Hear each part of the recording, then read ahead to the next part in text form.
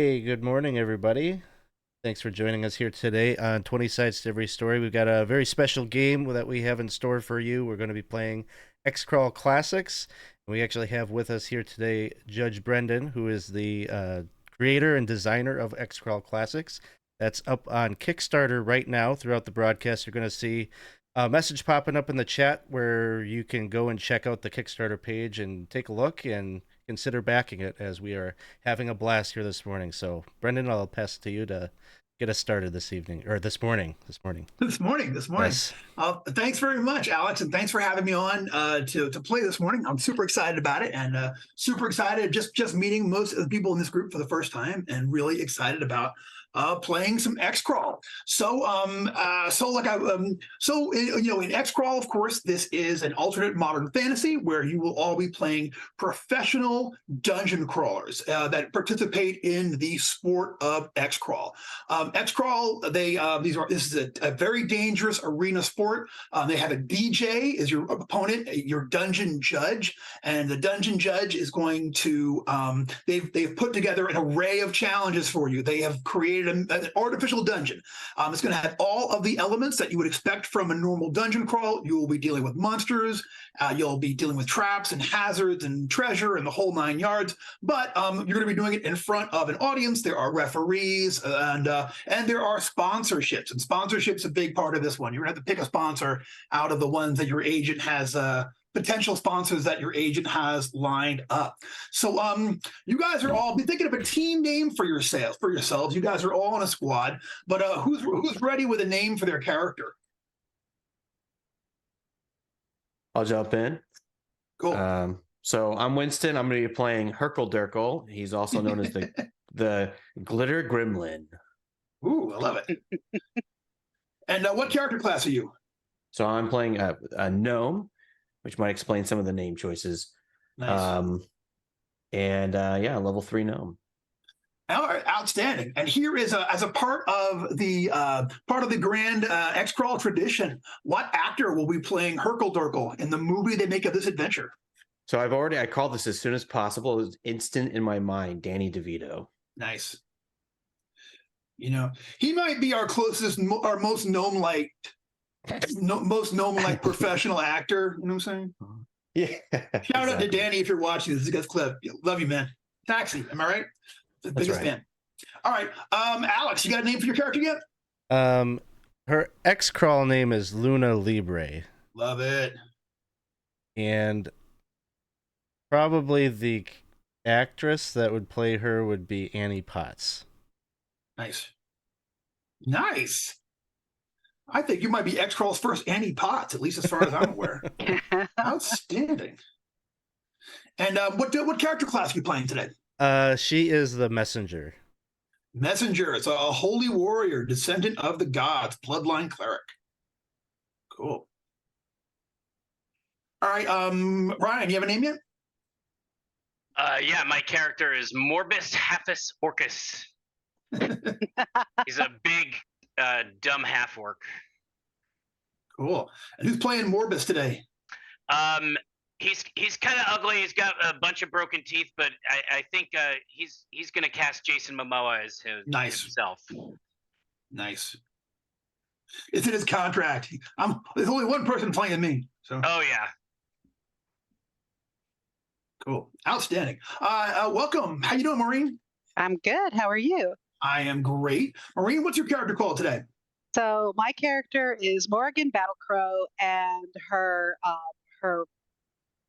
XCrawl character tag is the kindly one. So Ooh, Morgan kindly one. That's good. Echoes of Sandman. I love it. Yeah, that just came right to me. And the person who would play her when the movie is made of this epic crawl is going to be the young Tomb Raider Angelina Jolie. Oh, Angelina. I love it. Okay. Chris, you got a character yet? Character name? Yes. Halfling Rogue from the Criminal Cromwell. He's a halfling rogue. Love and it. Actor A young Mickey Rooney, I think. Oh, very good.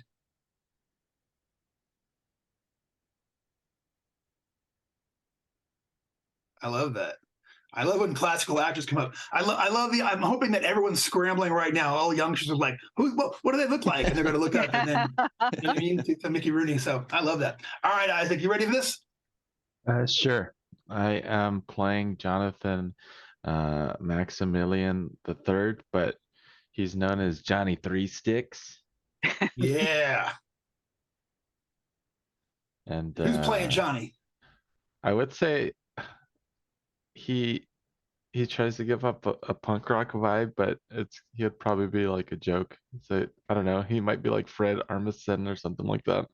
Like, I mean, first off, he's an awesome drummer, and hilarious. So good call. And Yeah. I think our first Fred Armisen ever in XCrawl that I've heard of. So that is super cool. What a lineup! I would rent this. I'd buy this. I'd go to the theater and see this one today.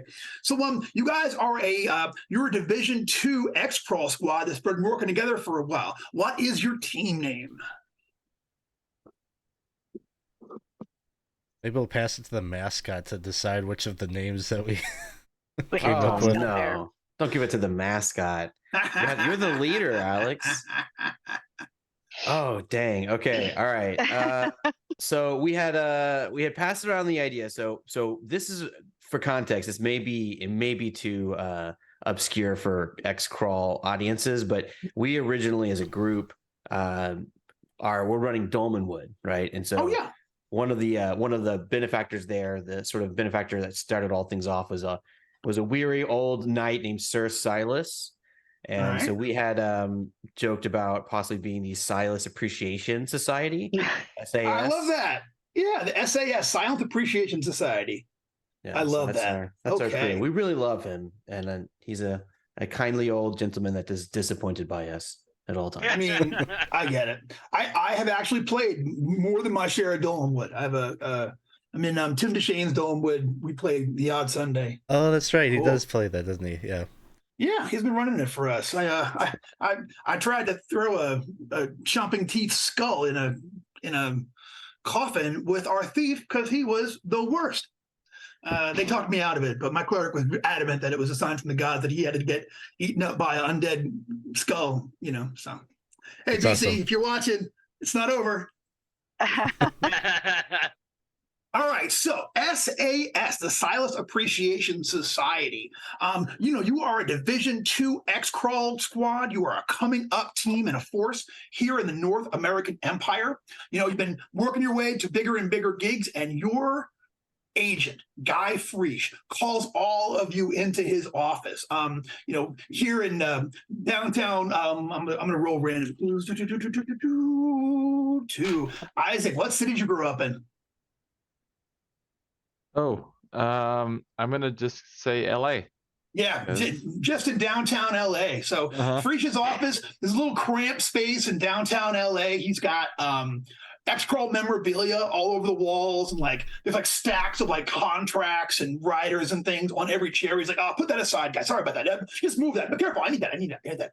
All right, listen. I hate to call you in here on a weekend, but this could not wait. I have got an opportunity for y'all that is going to blow your minds. Are you ready for this? Detroit. Oh, Yeah. Now, they haven't done a major Detroit crawl in a long time, but now they have a new DJ. They're going to clear out this area specifically to create a new arena for it. You will be the pole position team. Your names are going to go down in history. And I'm telling you, we keep it up the way we've been keeping it, and we're victorious there. By this time next year, we're all going to be millionaires. Wow, that's wonderful. that's Oi. I like the sounds of it. Outstanding. And I assumed you'd say yes. So I already have 3 sponsors who are lined up to promote us for the team. They want full team sponsorship. So you guys have to decide which group you want to go with. So there is Fang, Short Swords and Blades. Fang Swords and Blades, they have been around for a while. Fang's is kind of like the Pennzoil of XCrawl sponsors. Like everyone has them at some point, you know. But he's like, you know, it adds a little bit of legitimacy. You know, we also will have Fang, okay? But that's it. They're offering a slight weapon upgrade. I don't know. It seems pretty good. Then there's Axis Alchemical. And everyone's like, what? Axis Alchemical is actually a poison distributor. And they supply most of the poison that they use in XCrawl. And like every one of you have like lost a buddy, a training partner, somebody to Axis Alchemical. And he's like, I know. They're trying to get into the potion business, though. They're trying to expand. And so they want to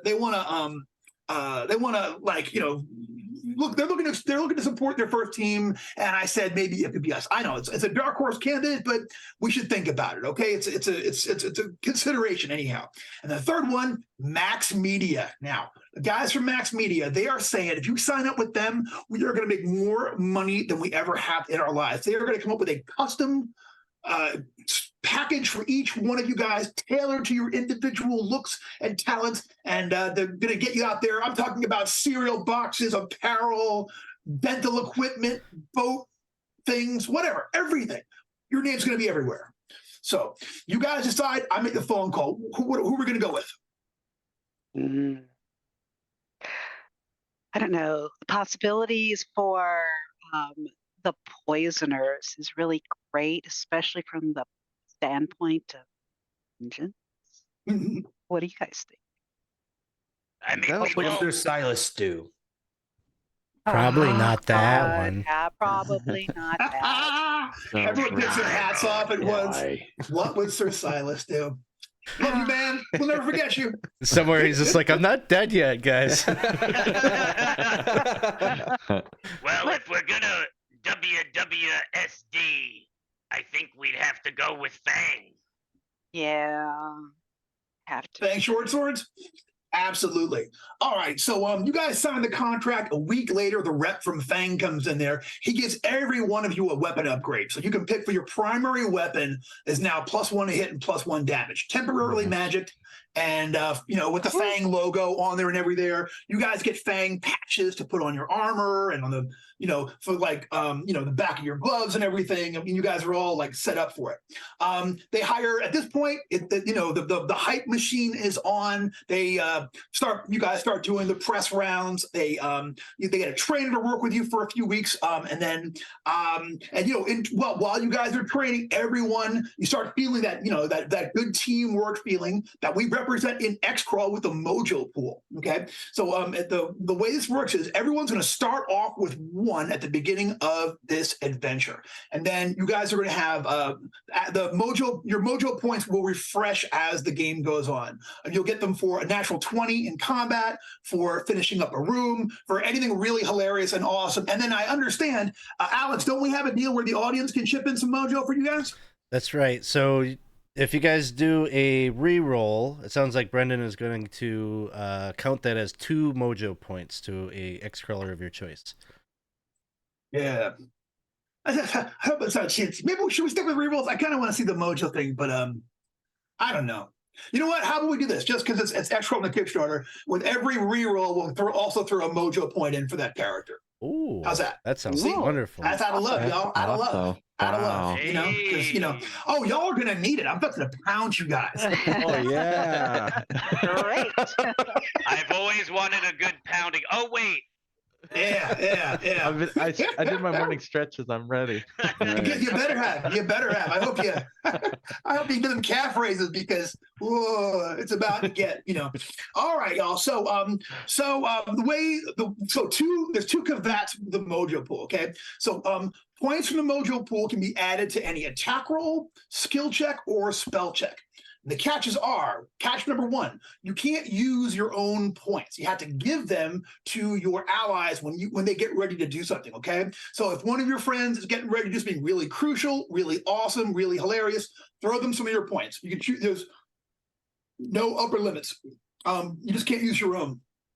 And the other caveat is that if anyone rolls a natural 1 on an attack roll, skill check, or spell check, everyone's mojo goes back down to 0. Yeah, so do not camp on your mojo points. Spend them, and you know, keep them moving. All right, so so you guys that morning, you guys are brought to the morning of the crawl. They take you out there by team bus to the Detroit, downtown Detroit. When you guys get there, it looks like they've got a condemned, an entire city block condemned and roped off with police tape. There are crowds out there. They just sort of drive you guys up to a literal trailer out there. A woman standing out there when you guys get there, she kind of waves you guys over. There are people who instantly flock the outside of your car. They're cheering and banging on the windows, and they're getting security to wave them off. When you guys pop out, everyone can try working the crowd for a bit and grandstand for some fame points. So anyone who wants to go for it, you can make a grandstanding check. So grandstanding, I think it's in your character sheets, but it's a D20 plus your personality modifier and your character level. And grandstanding is this is the art of working the crowd, and this will earn you fame points. So if we were playing a campaign, fame points would be of paramount importance. Fame points are how popular your character is, how overall popular your team is. It's how many fame points you currently have is your percentage chance of being recognized in any place that you go to. But for this adventure, there's 1 point in the adventure where we're going to count them up, and you will prefer to have more fame points than less fame points. I'm totally willing to go for that. All right, give me a grandstanding check. Roll me a D20. And personality, it's an 18. 18 plus your personality modifier and your character level. The crowd goes wild. There are literally people out there with kindly one signs as you guys get there with your picture on there, and you sign a couple of autographs, and people, they couldn't be more thrilled. You get a point of fame. Awesome. Yeah, go for it. All right, Morbus. Give me that roll. I think you're muted. You're muted, Ryan. Sorry about that. A D20? Yeah, D20 plus your personality modifier plus your character level.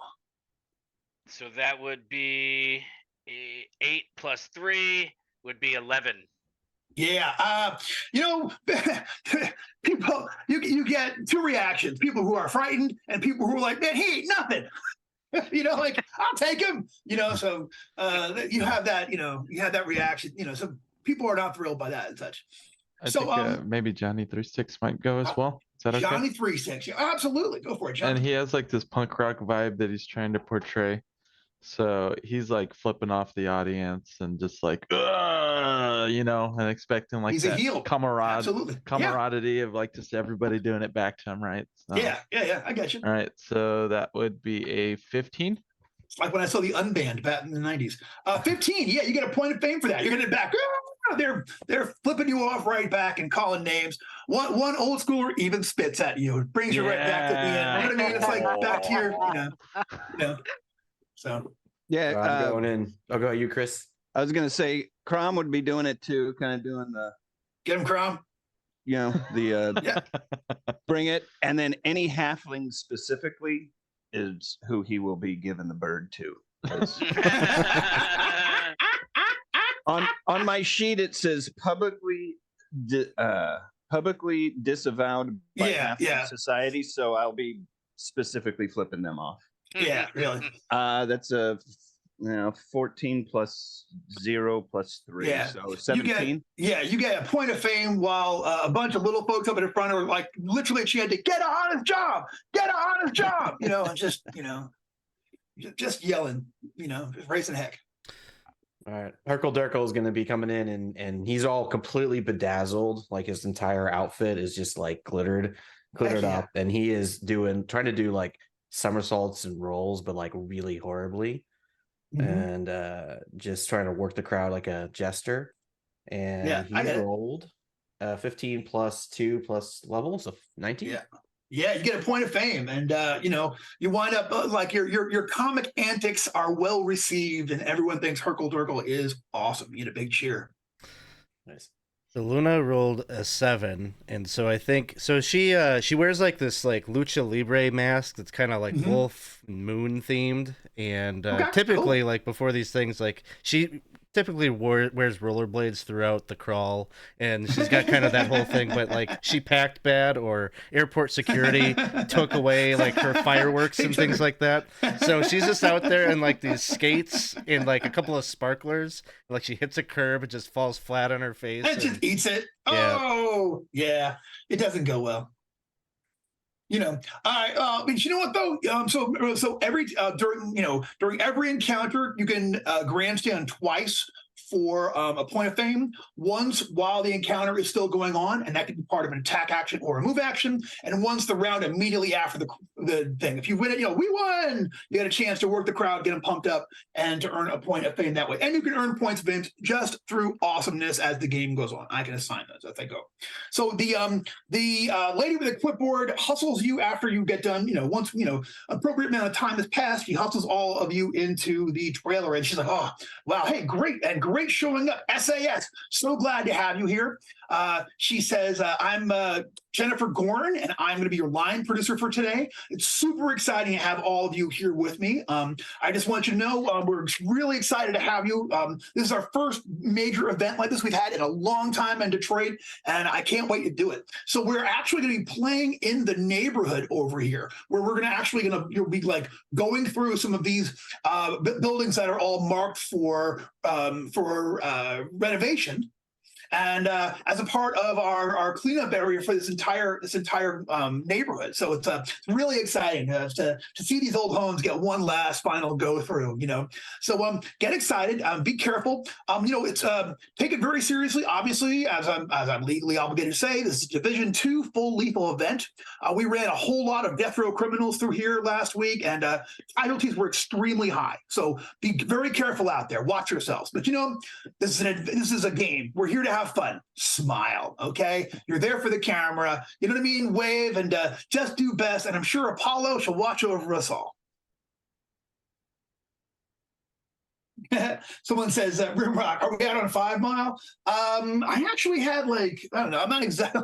That's we're out past that. A big block of old houses, project houses that are being re-put up. Actually, as you guys you guys drove past some protesters who apparently were not thrilled that their houses are getting cleared away to put up an arena. But this is how it goes in the Empire sometimes. They're not, don't worry, the police are there taking care of it. They won't be bothering you at all during the adventure. So all right, so you guys get ready. You guys spend some time, we put our armor on, we get geared up, and then once it's almost time, they bring you outside, they put you on a raised up platform over there. There's the opposite the DJ's platform, and the announcer comes out, makes some announcement. There's a prayer, we sing the national anthem, and then he's like, "All right, ladies and gentlemen, it's time to introduce the woman of the hour, your DJ, your dungeon judge for tonight's event.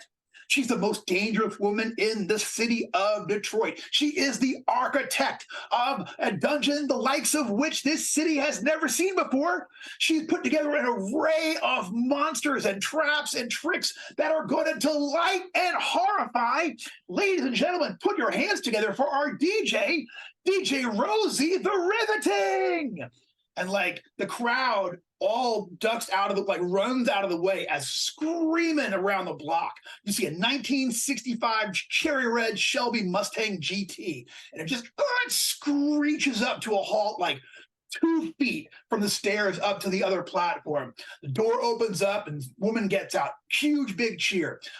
Muscular woman, she's got overalls on, bare shoulders, tattoos, and she's got a fashion hard hat on, silver sequins. It would look just right with Hercule Durkel's outfit. You know what I'm saying? The sequins on it. She gets up there to the microphone they have for her, and she grabs it and makes a big squealy noise. She throws it, and reaches into the crowd and just comes up with a megaphone. And she's like, "Can you hear me, Detroit? What?"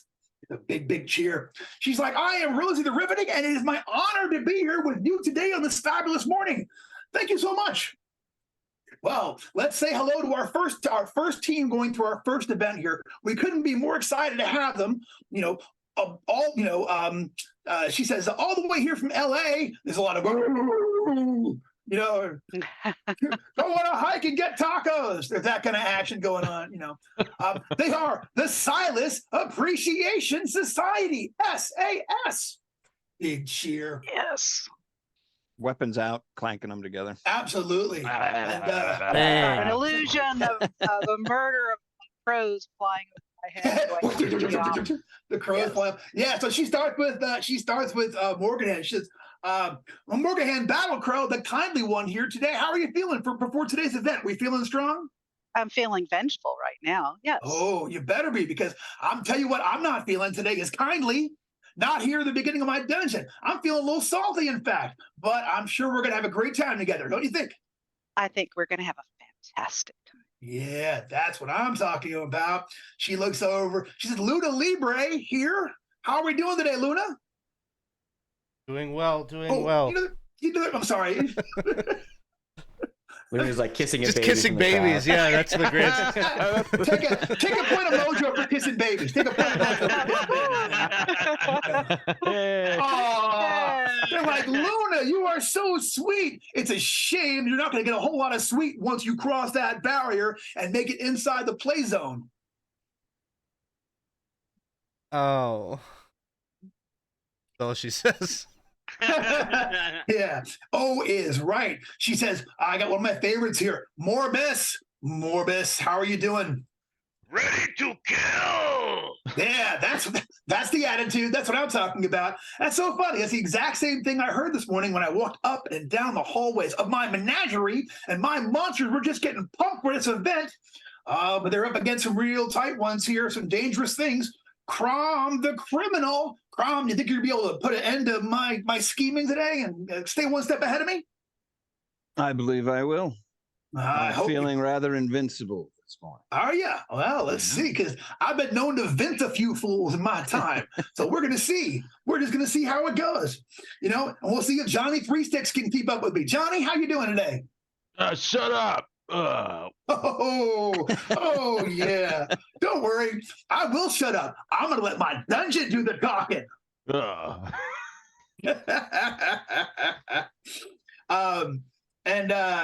Yeah, she goes, I think I had everybody there, like, looking name. Us. And she said, well, let's begin. Without further ado, it is time. Ooh, there's a player reroll over there, so I'll let you guys decide who's going to get that. But you know what? Since it's the first one of the game, everyone take an extra point of mojo. I'm just giving them out today.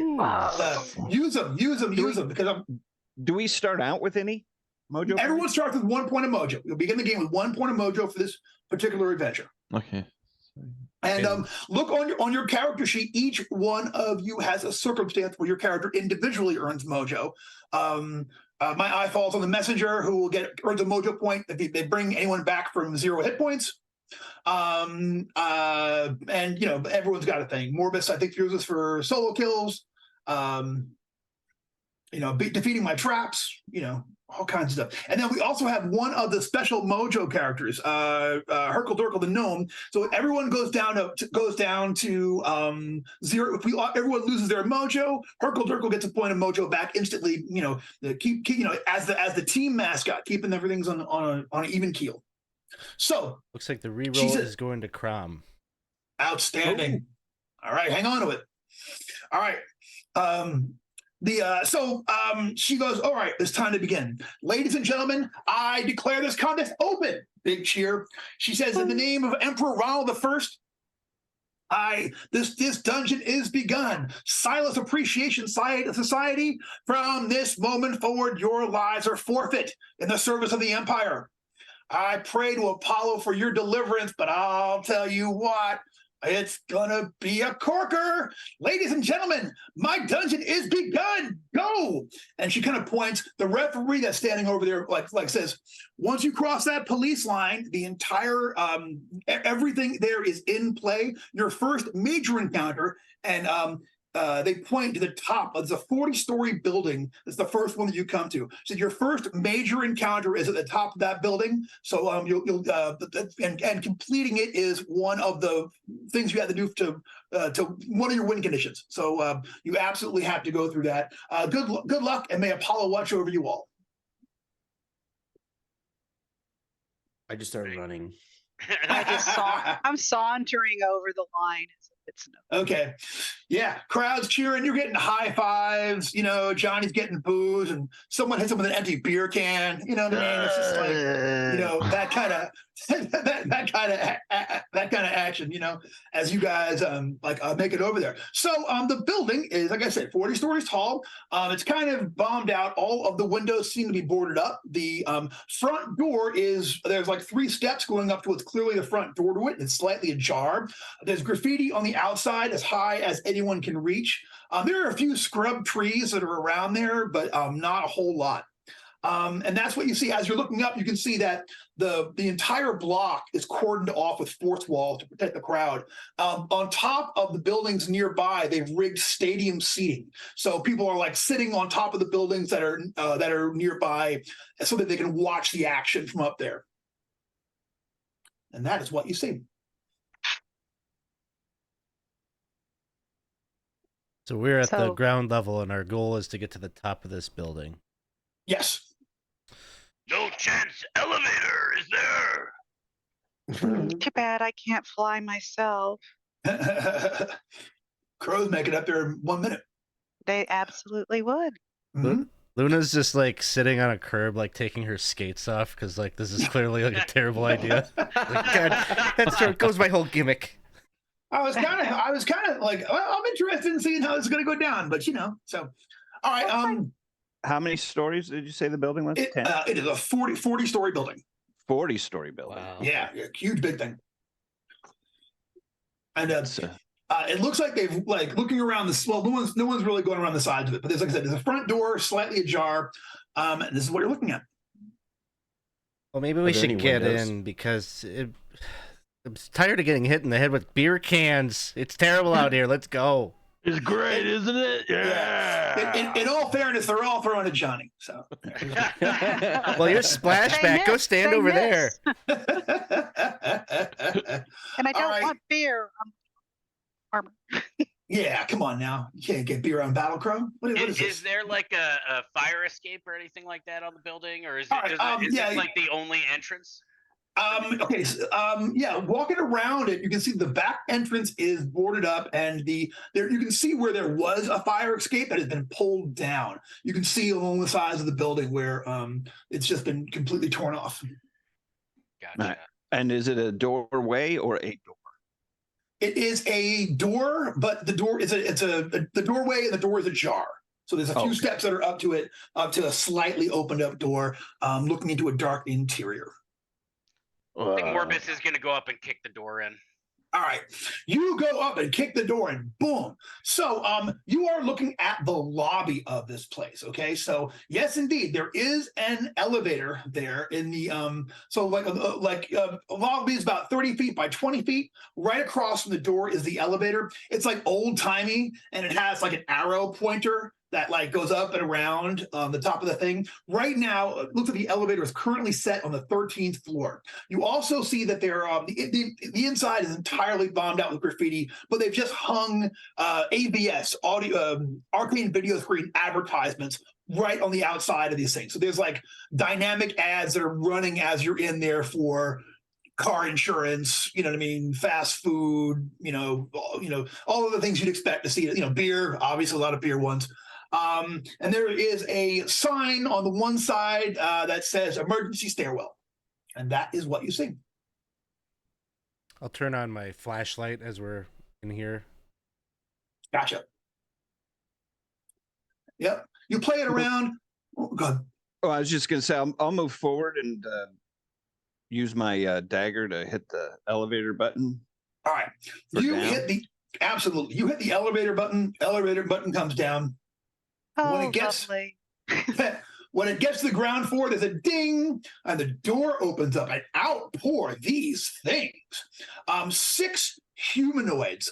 They are wearing like masks, but they all seem to be like like Halloween masks of like former emperors and celebrities and things. They've got like lights that are kind of all like wrapped around them, and you can see they like at a glance, like they kind of shuffle out of here.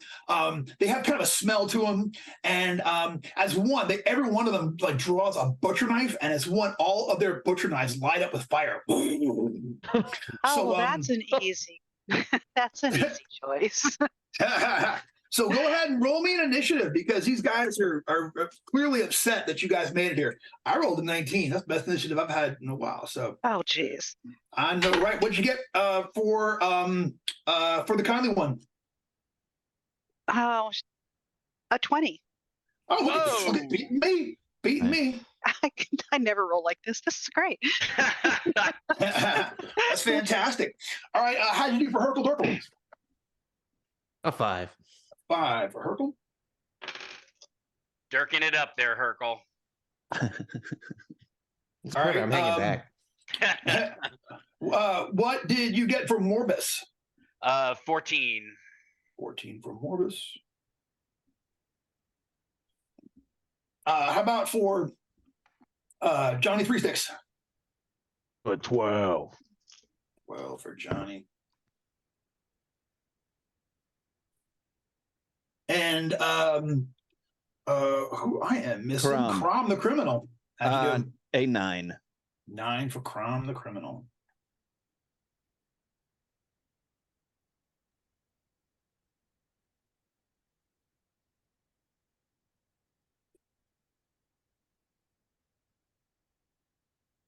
Luna's a 13. Luna, I'm sorry. Luna 13 for Luna. Gotcha. All right. So it's going to go the kindly one, then the creatures, then Morbus, Luna, Johnny, Crom, and then Herkel Durkel, bat and cleanup. All right. So kindly one, you are up first. The 6 of them are getting ready to pour out of the elevator car with their flaming butcher knives. Okay, so I'm going to try and use a spell, and hopefully I'm doing this correct. So Sure. Roll your D20 plus your blaster die plus your charisma or personality modifier, and tell me what you get. Oh, wow, this is really great. Okay, so my personality. Okay, so the die was an 18.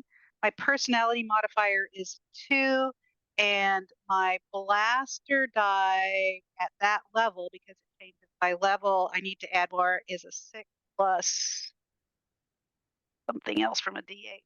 Roll the D8. Yeah, it should be a D5 at this level. Yep, yeah, it says D5, but it says that I have the blaster die result. Oh, okay, got it. Never mind. Plus, I get a 1d6, a 1d8 from the, a 1d7 from the level of the. No, it should. It'll be. I'm not. Let me pull it up.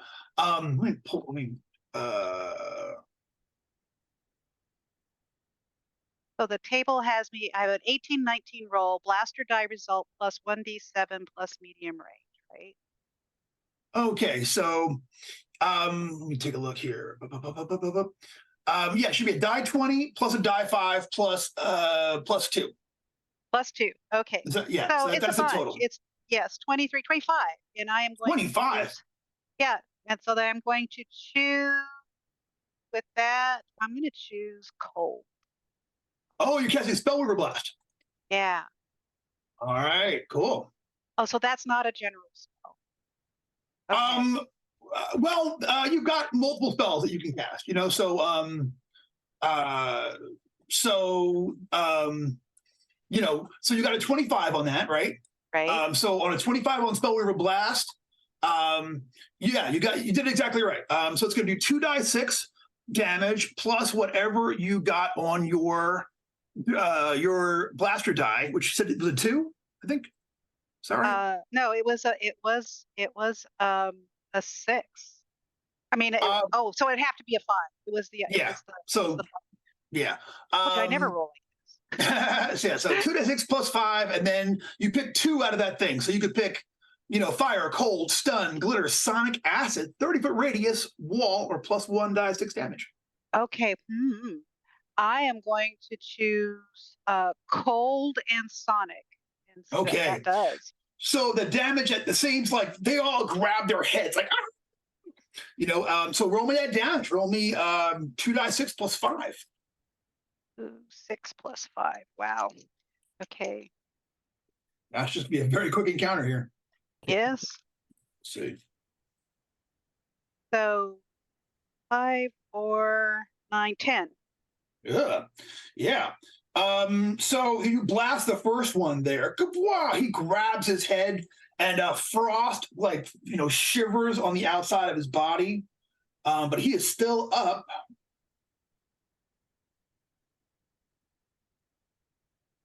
I like a blaster. They're fun. Blasters are fun. I recommend them. Yeah. So they're the aesthetic for the spells of XCrawl is that compared to Dungeon Crawl Classics Wizards, the spells are less powerful but more tactical. So you have a lot of variations and things that you can do with these. These guys are designed for arena fighting. All right, so that first one there, you really put the bricks to, and he is officially on his last legs and looking very raw. So that was awesome. I'm going to say that one is going to charge at you specifically because it's their turn. One's going to charge at you with its butcher knife, flaming butcher knife. And I'm going to get a total of a 14 to hit you. Yep. 14's going to hit.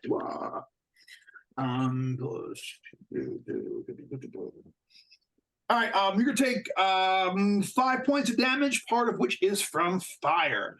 The next one is charging out at Winston. He's going to get a 19. Oh, Probably hitting that. Yeah. Winston's going to take 6 points of damage, again, partially from fire. I got one going at Luna Libre. I got a crit on Luna Libre. I'm on fire, y'all. Speaking of, y'all think they're on fire? I'm on fire. This is bad. So you're going to take, they have a special crit thing. So you're going to take 4 + 2, you take 6 points of damage, and you are on fire. Oh, Lordy. Yeah. I got one is going at Morbus. Is going to get a total of a 9. Probably not. Nope. I got one going over at Johnny Sticks. Got a 12 get Johnny Sticks. No. Ooh. And last one going at Crom the Criminal is going to also get a 9. I'm assuming no? That's a miss. Yeah. All right. Well, still, I think we'll have to call it a good round for the Perk Zombies right here in Detroit today. Doing the crawl proud, but it is not over until it is over, and it is Luna. So Luna often hypes up her allies by using her fireworks and such, but since she doesn't have them, and given that she is on fire, we're gonna make the best of a bad situation. And so she's just gonna kind of cartwheel around as a ball of flame and be calling out kind of a cheer and use her bless ability. Nice. Who are you gonna put a bless on? Let's see. I think I'd probably put the bless on Morbus. Bless on Morbus. All right, I want to see you do it. Give me that roll. Give me a holy act check. Okay. What is it like? Is it personality plus level? Yeah, I believe so. Yeah, it should be. It should be listed there. It probably is somewhere in here. So that would be a 12. So I just barely get a success. So it'd be a +1 bonus to attack rolls for one encounter. Okay, so that is for Morbus. Morbus, you feel what god are you a messenger of? I am a messenger of Diana, the goddess of moon. Messenger of Diana. I love that. All right. You got +1. And suddenly there's just a single, beam of moonlight, just comes out of the ceiling and falls down there upon Morbus, who feels the power of the gods suddenly surging through them. All right. That was awesome. And it is actually, I got Luna and Morbus backwards that time. I don't think it matters because Morbus, you're up now. So there you go. Morbus feels very blessed. I think Morbus is just gonna go ahead and I don't think he's gonna attack the one that was already injured. He's gonna attack a fresh one. All right, there's one right in front of you that Yep. tried to get you. So that's what he's gonna do. Oh, Okay. before you roll, Morbus, I'm going to go, Morbus, you can do it. You can do it. And give you a +1 using one of my Ooh. mojos. Mojo point has been awarded. Take a +1 for that attack roll. Outstanding. Use those mojo points up. Use them. And then do we get our strength modifier on our attack or no? Yeah, you'll get you are the half work, so you have a D die. Okay. So your attack, what weapon are you using? I'm using the two-handed sword. Okay. So yeah, so your attack die is a die 5. So you roll a D20 plus a D5 plus a D2. And now remember, this D die, if you haven't played DCC in a while, this is also your chance to do a mighty deed of arms. So if you want to go for something specific, if you want to go for a called shot, a knockdown, any kind of thing that would be specialized, combat, you can call that before you make the roll. And if you hit and get a 3 or better on your D die, you'll get some version of what you're trying to get. Okay. So I think, Morbus is going to go for... Have you ever played the Commodore 64 game Barbarian? Where there's this move that the guy does where if you pull it off, you kind of turn around backwards and just lop the guy's head off. And I think, okay. If I can do that. And then you said, so as far as the dice here, I got a D10 plus a D5? Or D20 plus a D5. Yeah. Okay. Plus now D5, yeah. I'm just going to take a D10 and cut it in half. That's totally fine. And that's your D dice. That is your modifier to hit and damage every round. So if you get a 4 this round, you're +4 to hit and +4 damage. If you get a 2, you're +2 to hit and +2 damage.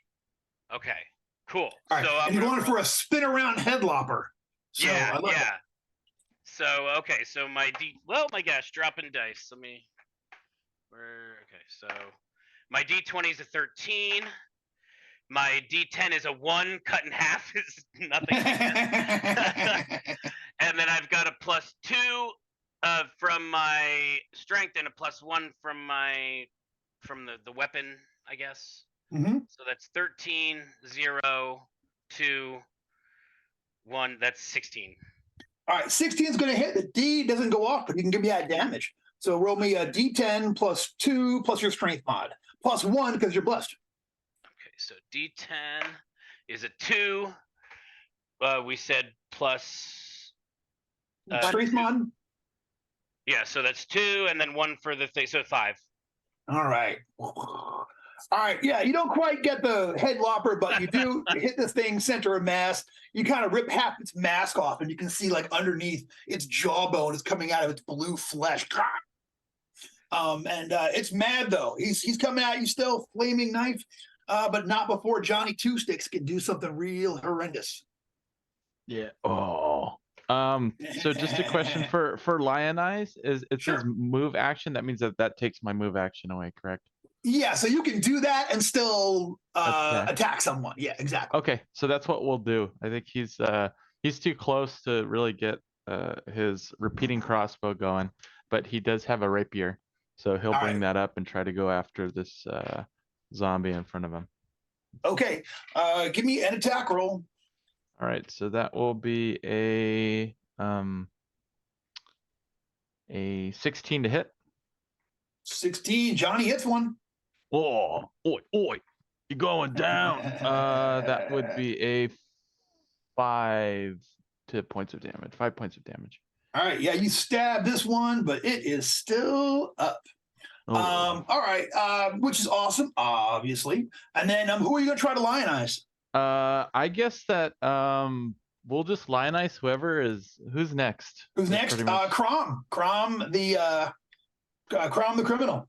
We'll do that. So he'll you'll hear click as he carries a portable mic and speaker with him. Yes. So he's like, oh, Crom, do better, Crom, do better. That's that lyrical acumen. He's really good. He's a drummer. The fine punk rock tradition. A 19. So that All would right, so look in the be- chart. That would be a +1 to your attack roll. Or no, I'm sorry. A +1 attack rolls, willpower saves, or skill checks. You get a +1. So I get 2 attacks. Is that?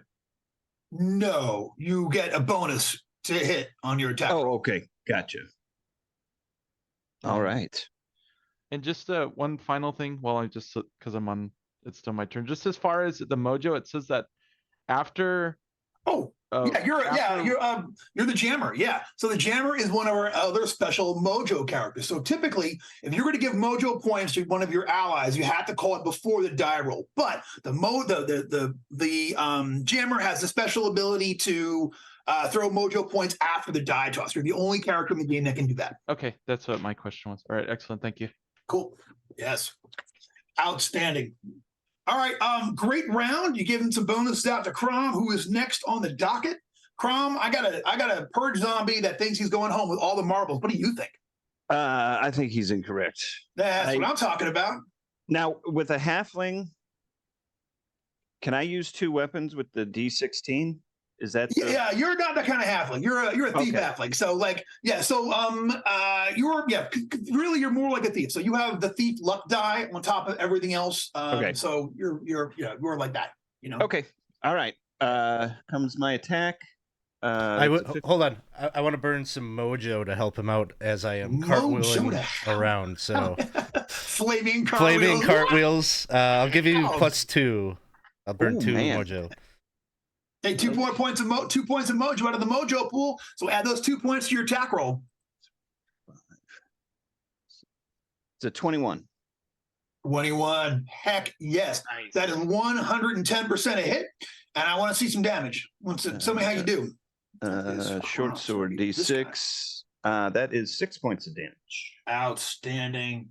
All right, Crom, you slash the mess out of this guy, and some of its undead guts kind of fall out of its suit, but you know how they are. They're still coming. He's still mad. He's still in this fight 100%. So, get ready because they still coming. But that's when Hercule Durkle does something just amazing. Hercule's in this. Hercule Durkle is, you've queued me up. I changed my mind because he said something amazing. You're just gonna do something kind of, mediocre. I was just gonna attack. I'm gonna cast Spiral Pattern on the one that's attacking me. So he's sort of like chomping on me, or he's stabbing at me, and I'm just like, get away! And you know what? I'm gonna give you a knowledge XCrawl roll. Roll me a D20 and add your intelligence modifier on top of that. Oh, yeah. Oh no, it's a 4 + 0. You got this, man. Burn him down. Spiral pattern. Hell yeah. Spiral pattern. Here we go. Can I burn a mojo on this one? Absolutely. Throw him a mojo Me point. too. 100%. Take 2 points of mojo. You know what? While we're giving away mojo like Oprah, I'm gonna throw one in there. You get a mojo too. 3 points of mojo for the spell check. I love it. It's a 19 total. Oh, that's so good. I have a feeling nothing happens, but Let's boost it up. Pretty much. But you know what, though? Be positive. We're gonna give him a 2 additional mojo points. Each point I spend, you get an additional one. You know what? Just out of love, hang on to those mojo points. I think just do it. So, here's the thing. You cast a spell, it goes off perfectly. And the undead nature of these creatures, it seems to just not affect these things. He just, he kind of walks through your spiral pattern and such. It's hanging in the air though. It looks really good on camera, but it didn't didn't do what you would like. You know what I'm saying? So I tell everyone, I think they're undead. Yes. Good luck, Durkle.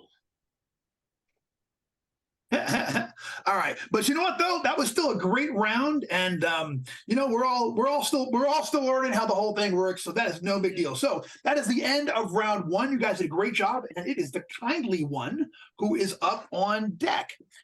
So you can go ahead and get involved and try to, that first shot, the one that you hit last time is in pretty raw shape. What are you going to do? It's right in front of you. It's still got that frost covering its body. I guess it's rhymed with frost. It's a phrase I don't get to use enough. Okay, so I'm going to go ahead and do exactly what I did again and hope it works just as well. Let's see you do it. Okay, so my D20 plus a D5 plus 2. Okay, so it's 16 plus 5, 21, 22, 23. You are on fire. I know, and they can attest to the fact that this is not normal. So anyway, I'm not going to complain about it. No. So this is says supercharged. Ooh, you can't see. XXL caster or ally gain 1d2 on attack rolls. No, sorry, wrong table. I was on the supercharged table and I did not call that. So sorry about that. You're fine. So I get a D10 plus I get to plus D10 plus 5 because you got a 5 on the D die. So D10 plus 5, and then what? You can choose. It's gonna be fire damage, cold damage, stun damage, glitter, sonic, or now here's the thing: 30-foot radius is an option, and it would have been great that first round. But if you do that now, you're gonna get everybody. You'll get like all your buddies and everything, and it'll be a mess. I will remember to do that first. There you go. There you go. Hey, you know what? Again, we're all learning here. This is the first time with the new blaster. I know how it goes. So yeah. So I'm going to go ahead and I'm going to choose cold again. All right, cold again. Gotcha. Do it up. It is 14. 14 points of damage. Whoosh. So that one, you zap that one, and it literally just turns to ice in front of everyone, falls down, and breaks into a bunch of pieces. Nice. And as soon as it happens, all of the advertisements around the room, they blink, and for a moment they show the kindly one. They show Morgan Battlecrow's her headshot, and it says "First Blood, Morgan Battlecrow." Yes. The kindly one. Dun, dun, dun, dun, na, na, na, na, na, na, dun. So excellent. You're going to point of fame. You're the first person to kill a monster at the first ever Detroit crawl. So well done. Oh, heck yeah. Yeah, nice. that's going in the books. That's going to be a trivia question. Someone's going to be getting it, 2 years from now at a bar somewhere. So, first blood? Exactly. I mean, blood. It's a zombie, but you know what we're getting at. You know what we're trying to say here. All right. So that was awesome. It is their turn. There are 5 of them left. Plus, hey, I got a little something for Luna Libre. Ouch. Die 6 fire damage. Ooh, take 4 more points of damage from being on fire. This is you only catch fire for the 1 round, so you're good at this point. So go ahead and here goes. That one is going to swing on Luna Libre again, and it's going to get an 8. That is probably a miss. I got one going at Morbus. Morbus, we fighting over here. I forgot to ask you about your. All right, we'll do it next time. I forgot to ask about your reckless attack last round. We'll get to that. Does the 15 get you, Morbus? 15 is my AC. All right, yeah, you're going to take total of 4 points of damage from blade and fire. I got one who is going after Crom. I'm going to get a total of a 10 to hit criminal. 10 is a miss. That's going to not do it. And then I got last one over here is going to Johnny 3 Sticks. I am going to not stick Johnny 3 Sticks this round, even though it would have, even though that was what they wanted. It didn't work out in their favor. That is all.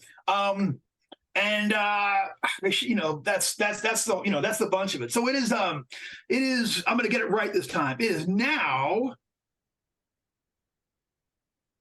Which way is it? Morbus and then no, it's Luna and then Morbus. So Luna, you're up. All right, I got this one right in front of me. I pull out this baton that I have. That is, I hit a crit, it's gonna light up like a piece of LA Gear strip in a shoe or something like that. So I love it. We'll see. Oh, but sorry, everyone. Is it the other thing? I rolled the no. other thing. Yeah. It's a 1. All right. Yeah. So it's a I'm natural gonna, one. can I Nat give one. a, or will that even? Will the Yeah, mojo well, even help? not natural one. There's no No? mojo in. There's no nothing in. All right, but you know what we can do though? We can all lose our mojo points, and then Herkle Durkle gains a point of mojo as the team, basically telling everybody, you know what? It's all good. We got this, and you can give me a fumble check for Luna. All right.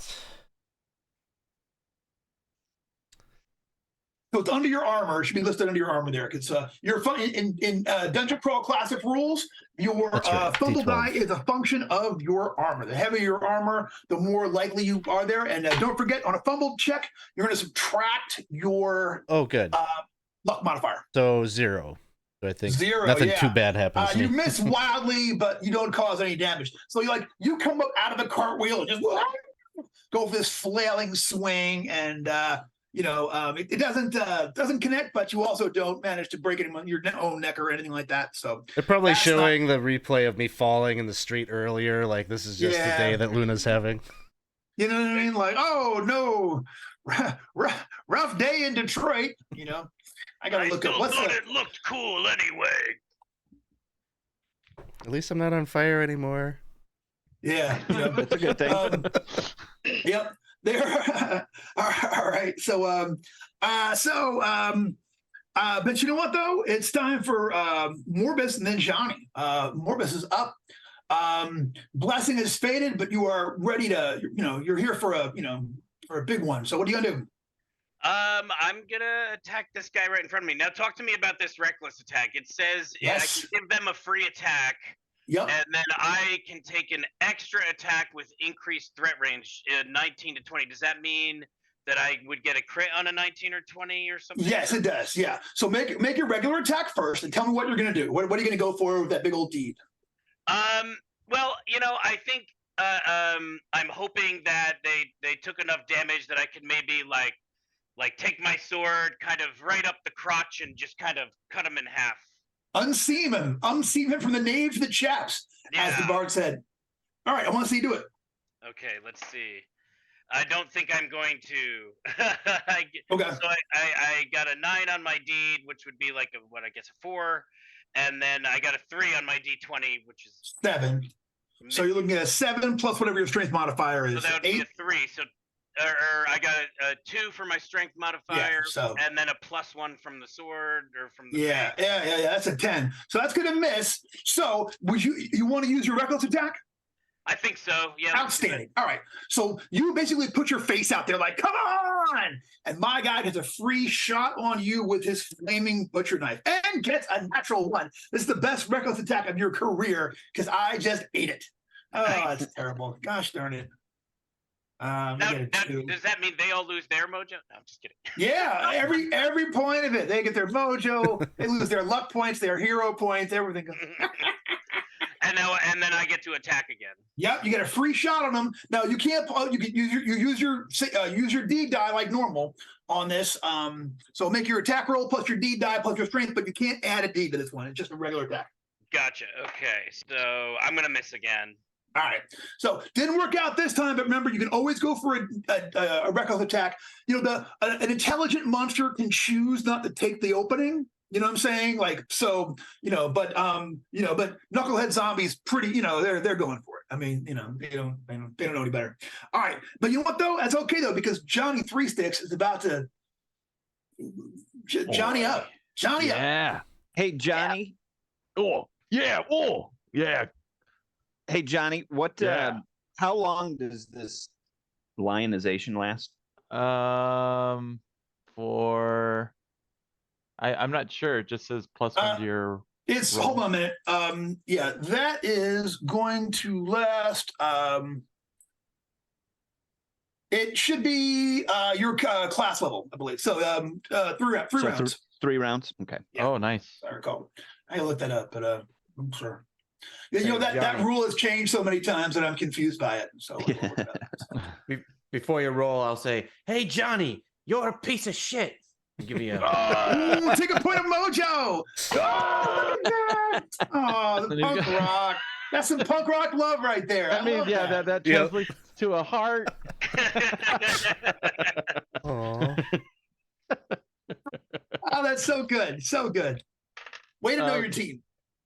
All right. That is not good anyway. Unfortunately, it's a 6 to hit. Yeah, that's not great. All right. Well, you know what? Oh, I was No, gonna go ask, so the lionize, am I able to give multiple people it even though it's going, or? Yeah, you can give them on multiple rounds. You know what I'm saying? Like, Okay. I guess I'll give the love back to Herkel Durkel. gotcha. Give me that look. Give me that roll. Screw you. Here's my Peter Falk impression. And when he said "screw you," he knew it meant "I love you." All right, this one was a good one. This one's 22. So you get a +2 to your attack rolls, willpower saves, reflex saves, and skill checks. Yeah. Ooh. Very nice. So, and lionization, it doesn't stack, so it supplants. So that's your new total since you rolled higher this time.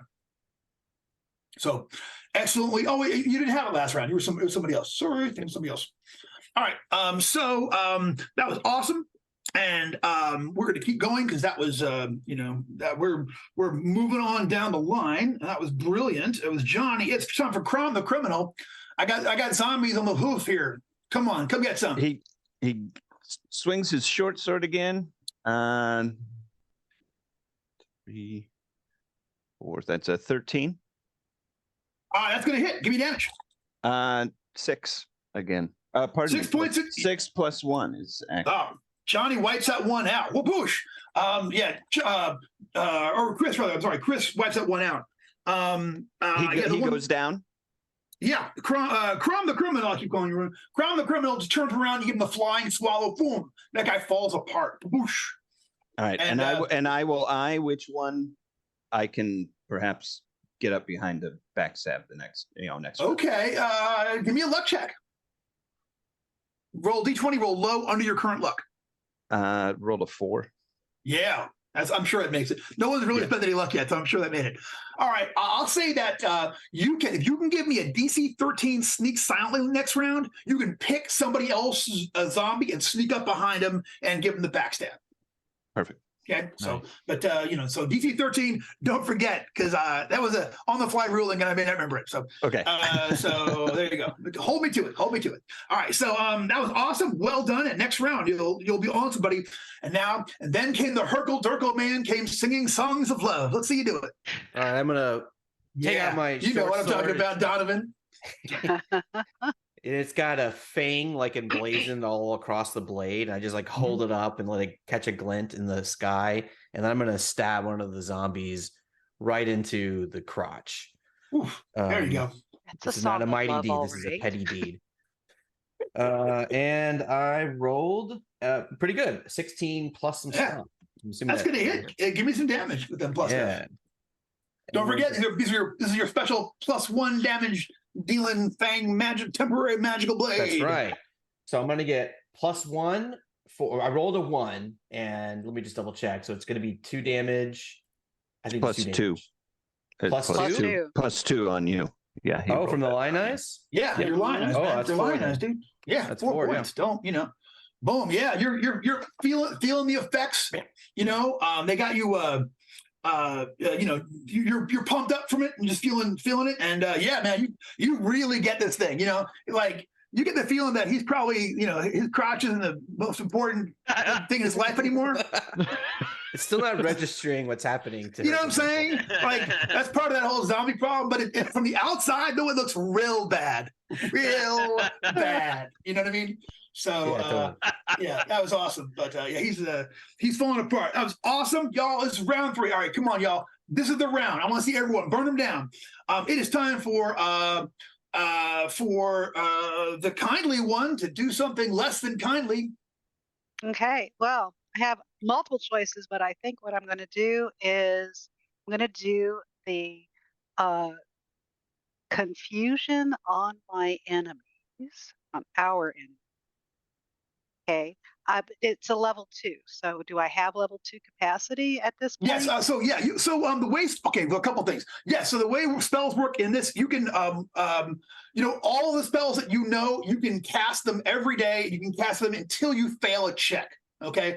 Okay. But now that we've established that these things are undead, you're pretty sure that confusion to our enemies, this is like a mind affecting spell, and that it's not going to do well with the zombies. Your character knows that since when Hercule's spiral pattern doesn't work, this isn't going to work. It didn't work. That should have been a clue to me. Okay. It's fine. It's fine. Okay. So then I think the better thing is to supercharge everybody else at this point. Yeah. So pick somebody to be the beneficiary of your supercharge. Who do you want to supercharge today? I think I want to go ahead and supercharge. Brian, what's your character's name again? Morbus could use the Morbus. All right. Yeah. Let's get that supercharge rocking. Okay, so let's see what I have here. Wow. So I've got my normal roll of 10, 11, 12. 12. Okay, That's so it. That's all. That rates. So you add your D5 to that? Yeah, I did. That's okay, everything. all right. We did our best. All right, so on a 12, basically you're +1 on bonus on attack rolls and damage rolls for 1 round. I'm going to go ahead and do your manifestation. Roll a die 4 for kindly one. Okay. So, it's a 3. 3. Okay. So that is so funny. Funny. So all right, so here goes. So when the kindly one throws her words into it and then puts the spell there on top of Morbus, and Morbus gets kind of like charged up, and as once all of these zombies who can't speak look over at him and go, "Oh no, he's supercharged." You wouldn't have thought it. In my native language. Yeah. So I'm assuming you're an English speaker natively. So forgive me for assuming, but yeah, they're like, Actually, it's German. Go ahead. Is it really? Yes, it really is. I don't know how to say it in German. I can say, "Schau mal, is supercharged." Schau mal, it's supercharged. I love that. That's awesome. All right, keep that in mind, y'all. That's really funny. All right. Yeah. So they all say that as one, and then they're now Morgan, you got the for 1 round. You're pumped up, so don't forget when it comes up. But they're going to go first.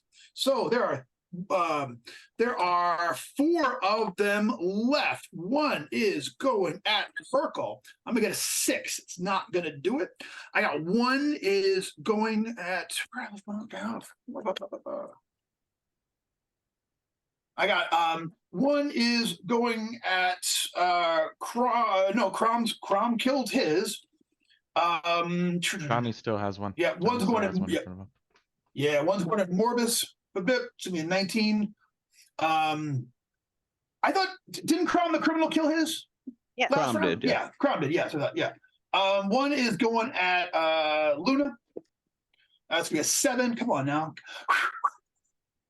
Wake up, man, pump up in there. Last one's going out to Johnny 3 Sticks. Johnny 3 Sticks.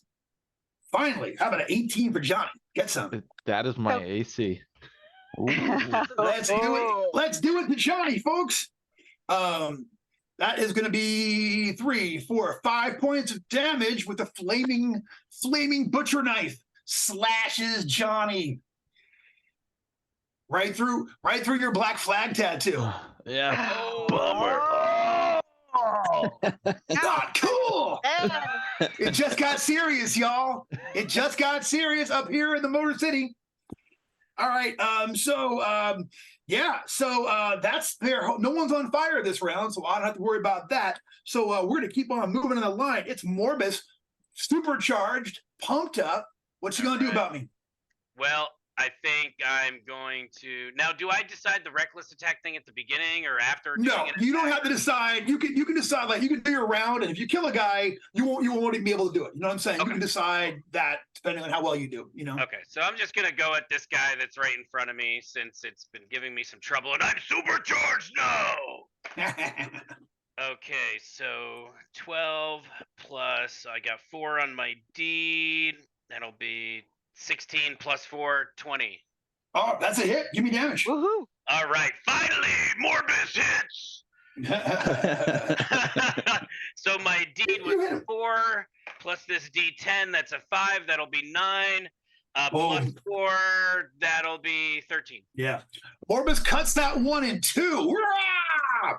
There are 3 left. And that was awesome. And it is. Now let me ask you. I think I got all the damage on that one. Does that count as a solo kill for me?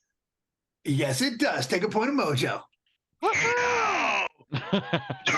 Outstanding.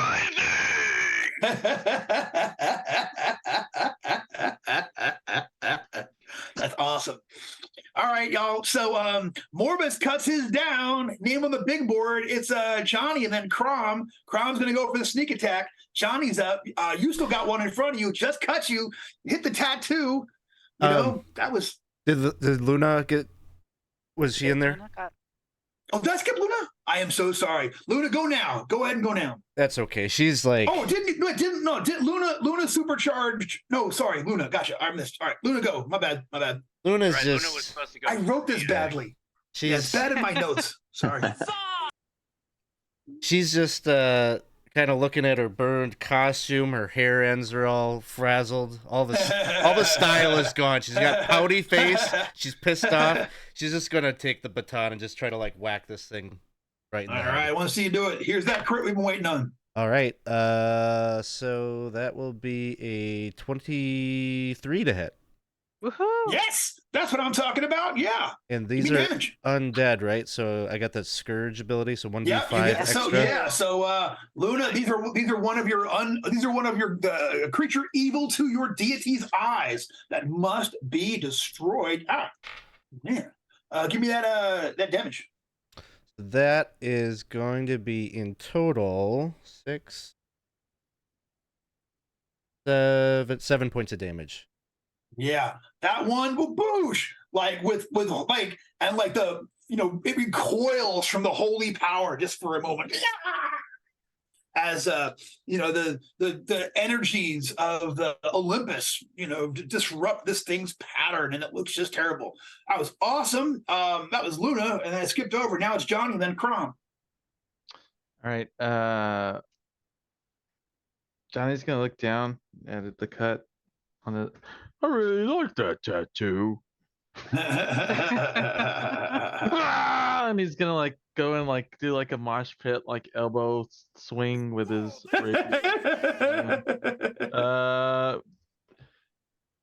19 to hit. Yeah. Give me damage. Let's get That is Johnny. damage going on. Already wounded. This could be 5 it. more. 5 more. Yeah. points of damage. Yeah, that one's on its last legs. Johnny Oh, I'm really sorry. knocked them. I apologize. 6 points. That one dies. Well done. Kaboosh! Johnny crunches that one. He falls over dead. There's 2 left. There's 2 left, and Crom's going to try to sneak up on one. So there is the one. They're both wounded. There's the one fighting Hercule and the one fighting Luna that are left. So you can decide which one you want to try to creep up on. Probably Hercule. All right. Let's see you do it. It's a 13 plus 9, 22. Yeah. For the snake. Totally. Yeah, you creep up on this thing like nothing. So go ahead, give me that sneak attack. D20 and add your bump on top of that. It's another 13. So That's a hit. yeah. Okay, so So your dagger, do it. D6 damage. 5 on the die. Sure. All right. So 5. plus 1. It's okay. Excuse me. 4. All right. So that's awesome. And then please go ahead and that's an automatic crit. So roll me your crit check. Let's see. It's a D12. On And don't forget to add your character's luck modifier. Yeah, this is just like DCC. You add your luck modifier. The blaster can do spell burn. Like you got all that. All the DCC stuff is in there. Okay. So that is a total with the luck modifier in there. That is a 9. A 9. 9 on crit table number 2. Okay, Fall stumbles over its own limbs, falling prone. So you can make another attack. This one won't be a sneak attack, but you can take a +4 to hit because it is prone now. Okay. That's a 17 total. Boom, that's a hit. Roll me damage. And 4 + 1, 5. All right, boom, that's it. Hercule sneaks up behind the one, stabs it, it falls over. Hercule gets it one more time in the back. That thing stops moving. There is one left. Undead don't surrender, so it's going to fight to the finish. So we're going to see, this is, that's the one fighting Hercule. So Hercule is now freed up, and the only one left is the one that's on Luna. And I Cool. think that gives me a +1 mojo, right? Take a point of mojo. Yes. Nice. And I'm going to grandstand as part of a draw aggro. Is that something I Yeah, can all right. pull down? Yes, totally. Woo! You So get this the- one goes down. I start kind of like doing like the horns out to the crowd or to the Yeah. cameras, and then I turn around and start patting my ass at the zombie and making a ruckus. I don't know if this even work That on would- zombies. That would piss me off, you know? Oh, yeah. So. Start waving it around. dinner. All the glitter. Yeah. So this is my draw aggro, and it's a D20 +4 Yep. here, and it's a 16. Okay, now that's so I got to make a willpower save D16 to beat that. Oh, natural one. It's like this. Oh no! Dun, dun, dun, dun, dun. So it's going to totally come out here. And then I'm That's going to run to awesome. as far away as I can move. I gotcha. So you can kind of run back over to the front door. Yeah. I Yeah. gotcha. Well, it's fixing to come your way. So that was awesome. Oh, can I So do the it's, grandstanding check too? Oh, yeah, give me a grandstand check. Absolutely. Absolutely. Grandstand. All Remember, right. you can do it one time during. You can do it whenever you want, but one time during combat, it'll win. It can earn you a point of fame, and one time the round immediately after combat. Got it. Here we go. So this is my grandstanding check. I'm hoping to like hype the crowd as we're finally turning the tables. Yeah. And I rolled a 10 on the die, and it's probably not going to work. But is it plus personality? Personality and your character level. You're looking for a 13. So 15. 15. Yeah, you take a point of fame, and the crowd goes wild. Woo! Woo! From outside, you can hear them chanting, "Her go, her go, her go." All right, great. Yep. The Morgan. They think Hercule's the coolest. And that's when it all gets so serious. All right, so it is the top of the order. It's the kindly one. There's only one left. It's in front of Luna, but it's looking at Hercule. Just furious. So you can go ahead and try to do something about me. This guy is mad. I got a flaming butcher knife. Oh, I will say, once they die and fall, their knives, the fire goes out. The fire seems to be magical. Part of their whatever, evil, unholy, question mark. Okay. So I'm going to go ahead and just do a general spell again this time. And it is. Don't forget your die. Roll your die too. 12, 13. Okay. Yep, 13. Absolutely. That's gonna. So, and you cast. Was that spell weaver blast? Okay, so it was just a regular general spell. Yep. So so you should call those spells before you cast them, because if you fail one, you can lose it, so it'll matter. You know. Okay, so like I'm still learning. So No, from what I can see, 0 words. no, this is me saying that to myself. So 12 to 13, blaster die result plus 1d4 plus medium range. That's damage, and I don't get to choose the damage on this. Because it's that low. Yeah. So just roll a damage. Oh. Okay. So D4 plus whatever you got on your D die. Yep.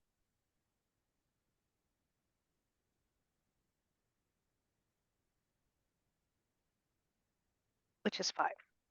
So it's 6. Yeah, that's it. So this one is getting ready to charge over there and with the knife, and then it goes past kindly one who just lights it up. And blast of magical energy. This thing falls over. You guys have won the encounter. Everyone gets a point of mojo for defeating this creature. And Kindly one, you get an extra point of mojo for defeating creatures with magical abilities. Woohoo! Helping defeat a Nice. team. So get a point of mojo. And that's it. These things are, the elevator is empty. The doors are still open and they're all laying there. Can we immediately grandstand? Yep. Yeah. Give me a grandstand check. Everyone give me a chuck. 13 or better to get a point of fame. Okay. Anything special happen if you roll a 20? 20 or better. There's the optional rule that you can give out 2 for it, and that's exactly what I'm doing. Also, it's a natural 20. Anytime you roll a natural 20 on one of those, you'll get a point of mojo. So also in your point of Oh, mojo. cool. Yeah, I got a net 20. Point of mojo, add it up. You know, if we were playing for real, I would be handing out mojo tokens. Here's one of my old school ones that I had from back in the day, the XCrawl logo. But here we are. You know, we're playing online, so if only I could, you know, throw them your way. Well, I hit a 15, so I'm taking a point of fame down and just working the crowd, you know, going crazy.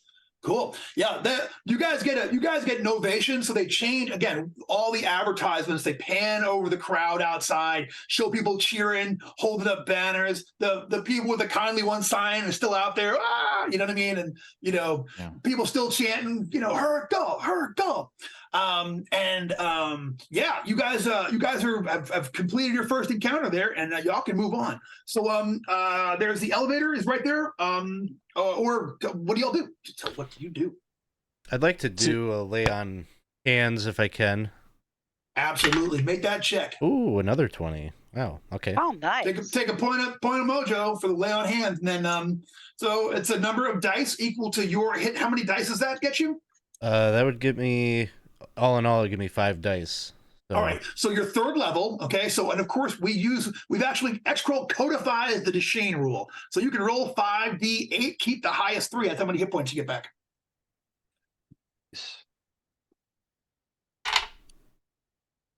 Okay, it's going to be overkill. Does anybody else need any healing? Yeah. Johnny Me? will just, he'll Alright. blow Which- his how nose much do and you- snot at you. I'll give Yeah. some to Johnny. Johnny, you get 3 dice. Okay. Who else needed healing? I need a healing. So how many Okay. dice are left? I just brushed my shoulder. You get 5 dice. Someone else needed healing? Yeah, Hercule? Hercule. Okay. Hercule. Ooh, I'm really pushing it here. Do it. Keep rolling. Okay, you're going to get 3 dice. So, All right, so what hit dice. character class are you? Me, Hercule? Whoever got 3 dice. Yeah, Hercule. Yeah, I'm a gnome. That's 3d6. Oh, got it. So just take hit die. Okay. Okay. And I don't know what is it for the blaster? You're a die 5.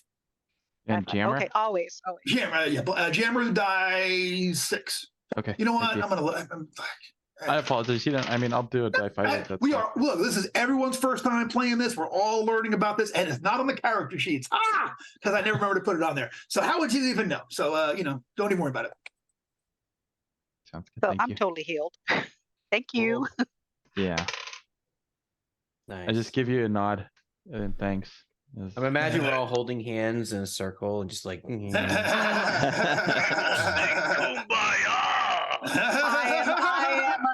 I am invoking our strength to enact our continued vengeance on the people who put us. Everybody who'd keep you down. Everybody who'd keep you down. Everyone.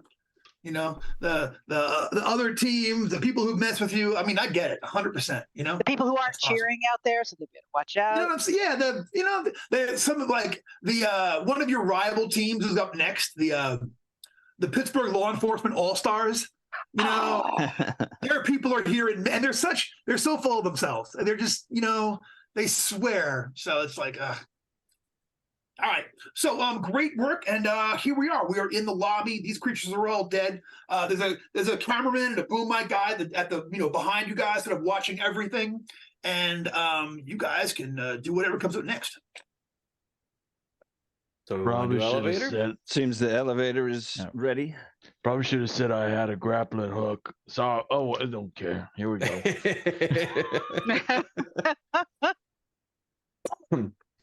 Yeah, let's go elevator. I mean, I'm just gonna run in. Yeah. Good. All right. You guys take the elevator. Elevator takes you up to the 40th floor. When you get outside there is a referee. So you're on the 40th floor, and there's a just like literally just a ladder going up to a hatch that's been cut in the ceiling. And the referee says your next major, the first major event is at the top of the stairs here, the top of this ladder. Be careful and go with Apollo. It begins once you are all there assembled on the roof. All right. We all head up there. Mm-hmm. Yep. All right, y'all. Last. Cool. You guys make it up there one at a time. As you are literally coming out onto the ceiling, like, onto the roof of this building. And like I said, you can see on the other buildings that are nearby. Like all the nearby buildings have stadium seating that have been temporarily erected on top of them. So when you get there, there's like 10,000 people that are sort of like around different things. They're all dressed for a night out of the town. They have opera glasses and binoculars. People are cheering, and there's advertisements everywhere.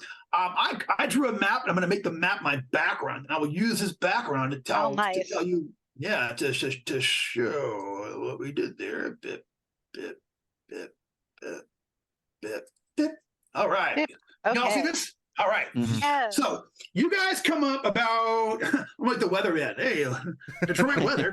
You guys come up around here, okay? So this is the roof. And from here to here, it's about like 300 feet total. And about like, say, 140 feet or so this way, okay? So the building's kind of irregular. It kind of dips in over here, okay? So this is what you see. In the middle of the building, right here, this is an enormous oversized wing nut, just a giant. Like I said, it's nearly 100 feet long. It looks like it's made of steel. It looks very, very heavy.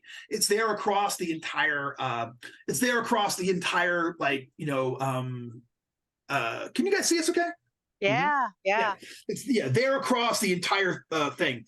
You also see that there are 5 chests here. 1, 2, 3, 4. And 5. These are all like great big oversized steel chests. They are like corrugated steel. They are purple, and each one has got a great big green question mark on it. Okay. Over here on this side of the arena, so the opposite side of you, there is a double row of barbed wire that is set in front of what looks to you to be an enormous teeter-totter. And when I say enormous, I mean enormous, like an elephant could go on there if it wanted to. You know what I'm saying? For whatever reason. Stacked up next to it, there's a stack of barrels. Behind the whole thing, over here, there's a huge big billboard. And the billboard, it is for a, I don't have my notes up, but it's like an old, like 50s style thing for Chrysler. And it's got like, it's like the nuclear family in this big old long ride. It says, Chrysler, the common sense car. And that is what you see. Looking around, that's that is all of it. Crowd cheering from either side, yelling you on. Do we want to check one of these chests? I'm already moving towards one. Oh yeah. All right. Once you start moving, things are going to get ready to start happening. Oh so, God! Well, that's happening. I was just going to grandstand, but you get grandstand first. You can give me a roll first and just see, get the crowd pumped up. You just showed up there. See how you do. I move with Herkel 18. Durkel. I'm going to our right. left, to the one at the top. Gotcha. So let's roll initiative, because as soon as you guys start, they kick the room off. They blow the air horn, and things are set in motion once you start making a move towards one of the chests over there. So I am going to go ahead and I rolled. I don't remember what I got, so I'm rerolling, and I got an 18. I'm on fire, y'all. If you want to get the bottom of your initiative list ready, I rolled a 1. oh, Ooh, 1 for Luna Libre. And right above that, a 2. Oh, I got a 3. Oh my goodness. We're 2 for Johnny, sequential. We're twinsies. we're You also useless. roll a 3. 3 for Oh my God. Morbus. We're threesies. 3 for Morbus. 3 for 3 for Kindly One. Who else had a 3? Herkel Durkel had a 3. Herkel on 3. 14 for Crom. And an 18 for the bad guys. This is the second, this is my second good initiative, so I'm due, Yeah. We are going into the final battle with the right sense of being late, I guess. Yeah. Gotcha. All right. So as soon as you guys start making your way towards that chest, a couple of things happen at once. Right here, crawling up over the side of the building, you see a creature, the likes of which you've never seen before. There are two of them, one appearing from either side, kind of over here by the wingnut. From the waist up, you are looking at two muscle-bound luchador-style people, but with the masks on and everything, like the whole thing, just pure muscle. But from the waist down, these things are enormous spiders. Okay, 8 legs, spider body, and everything. And like the two of them crawl over. The one of them, when they get there, it spins its web and like catches on the wingnut. And like webs a wingnut shut. The other one looks over at Luna Libre and is like, "You know what? Come on." Getting ready to come your way, okay? On the far side over here, you see that there is where the teeter-totter is, a hole gets ripped inside on the outside of the billboard, and out comes another one of these spider things. But instead of being a spider luchador, this one is a spider clown, full clown regalia and makeup from the waist up, and it's like, and it jumps over, and when it lands in it lands on the far side of the teeter-totter, and it just launches a barrel at y'all. And they're shooting that at Morbus. Morbus, this barrel just comes flying over the top there. I'm gonna get a 6. That's not gonna hit you. Boom! This barrel, as the barrel comes near you, if you can picture it, every plank of the barrel individually splits apart, like in the air, and they're flying in the air with this huge spider, like looking like horrified, and it lands kind of right by you. But I mean, I'm talking about like a spider the size of a Rottweiler, and it lands by you. Roll me a die 6 damage. Roll me a die 6, Morbus, please. It would be a 6. All right, spider doesn't hit you, so it takes damage, and a lot. Now that you mentioned.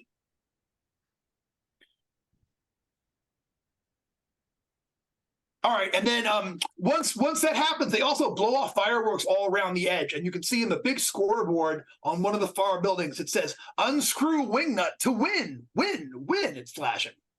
So that is what you see. So there are 3 of these things. One here that had just webbed up the wingnut. One here that is getting ready to charge at Luna, and the other one just landed on the far side of the teeter-totter over here and launched a barrel at y'all. Okay. So I did do a grandstanding when I came in. Do you want to know what that check was? I do. I really do. Okay. Well, that check was a 20. That's a 20. So you get 2 points of fame. Crowd loves you. They're all about like I'm picturing is like I'm picturing that Kindly One is kind of like the at least currently kind of the hot property in the team. Like everyone's it's the like, sexy arm. What can I say? It's you know what I'm saying? Everyone, I get it. So that counts. But going up first though, God, you guys are all going like 14. Crom on 14. Crom the criminal. You are up, and you can charge over. We were talking about going over one of those things, but you might be do something different now because of the way things are going. No, I'm gonna book it to that chest on the north one. Yeah. Top one? Gotcha. The top one. All right. You charge over to the first chest. Okay, that is this one. All right. All right. So you run over there to that chest, and when you throw it open, I'm going to check it for a trap, perhaps. There you go. Go ahead. Let's see. Find traps. 14 plus 5 is 19. Yeah, it is indeed trapped. There's an electrical trap that is on this particular chest. Okay. Can I disable it, or do I gotta wait? You gotta wait till next round. This round, you guys kind of roll spread out here, so you can make it there to this round, and then next round you can start. You can work on the trap. We'll come back to you. But hey, you know what though? If you disarm it successfully, though, I'm gonna give you a point of mojo. All right. So it is now Herkle Durkle. I'm going to cast Hocus Pocus and try to turn myself invisible. All right. Let's see you do it. Let's see me do it. Come on. I can no longer cast Hocus Pocus. I rolled. Yep. So failed spell check. You've lost it. Now remember, even you have the ability to do spell burn in this game to pump your spells up. So don't forget, you can always any arcane spellcaster can burn points of their physical stats, their strength, their stamina, and their agility to raise a spell up on a 1-for-1 point basis. And you can also burn a point of spell burn in order to get a spell back that you've lost. So you can cast it again if you've lost a spell for the day. Understood. All right. Well, either way, I'll go ahead and follow behind Crom. All right. So you run behind by Crom. Crom's over there working on the trap. So you guys are up there by chest, this one. All right. That is awesome. And the fight is going to continue. And the kindly one is up on deck. It is time for the kindly one. The kindly one is looking at. If you have any spell questions, help. I'm totally happy to help out. Or you got. So I was actually looking at war gear. Yeah. So I'm going to go ahead and cast a war gear. Hope this works. All right, give me a spell check. I would step away it's momentarily. 17, 8. Wait, did I hear Mojo? I want to spend. Yeah, I want to spell Mojo. Yes. 1 point. How many points? I will give. I'll throw Mojo as well. That's 1 plus. I'll give 3. 3 plus 4. Take plus 4 to your spell check for that, Marine, and let me know how you do. Awesome. On top of everything else, on top of your die and everything else. Everything else, it's a 17 plus 2, which is 19 plus 4 is 23. And you wrote that includes your die, your spell check die too? Yeah, that's a 15 on the D20, a 2 on the D5, and a 2, so that's 19 for the roll, right? 23. And then 23. Gotcha. All right. So you conjure yourself some very decent war gear, which is going to give you plus 4 armor class for 1 turn. That's 10 minutes of combat time. And it's got built-in climbing spikes. You have a plus 1 on any climbing checks, and it is magically silenced and camouflaged. So right now it's like urban camo. So you're also plus 1d on all attempts to sneak and hide. So if you want to make a sneak or a hide check, you roll a d24 rather than a d20. And let's go ahead and do that manifestation. Roll me a die 4. A die 4. Okay. Come on. It's a 3 again. All right. All right. So as you guys watch, the kindly one reaches up to her head and just unzips herself. And when her skin seems to fall away, and when she steps out, she's in armor. Dun dun dun. So. And a big flourish and bow. And. That was both disturbing and very cool.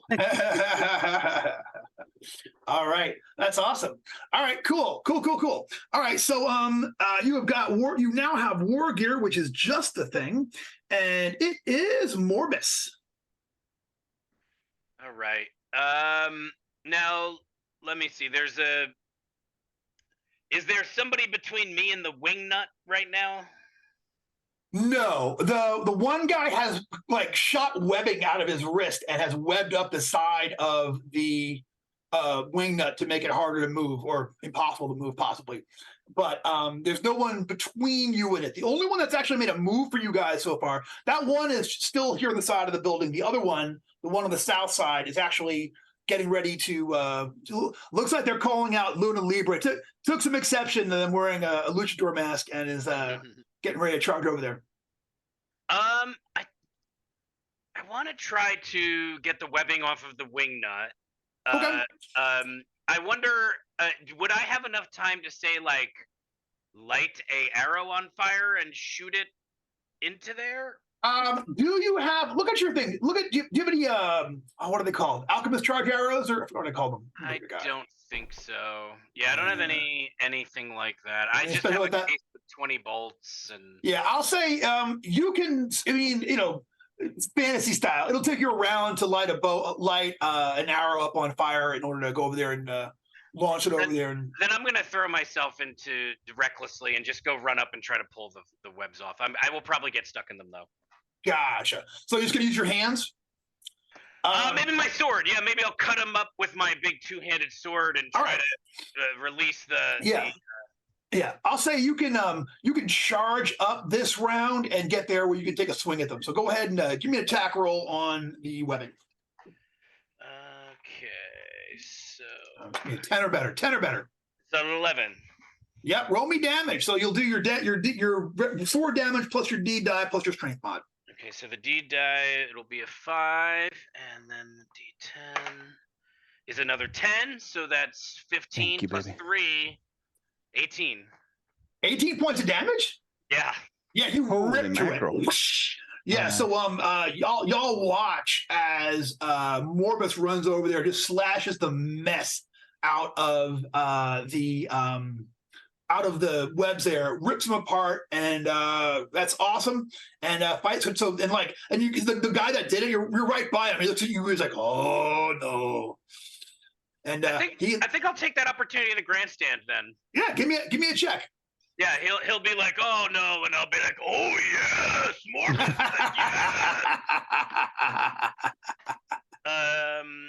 I got a 12 naturally on the die. Do I add anything to that?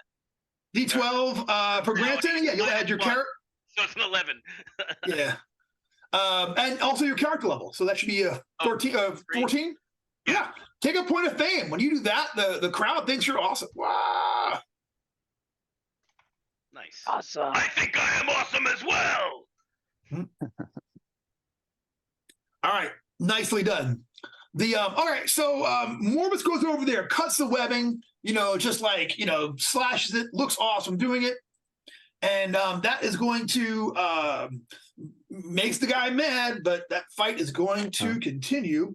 It is Johnny 3 Sticks.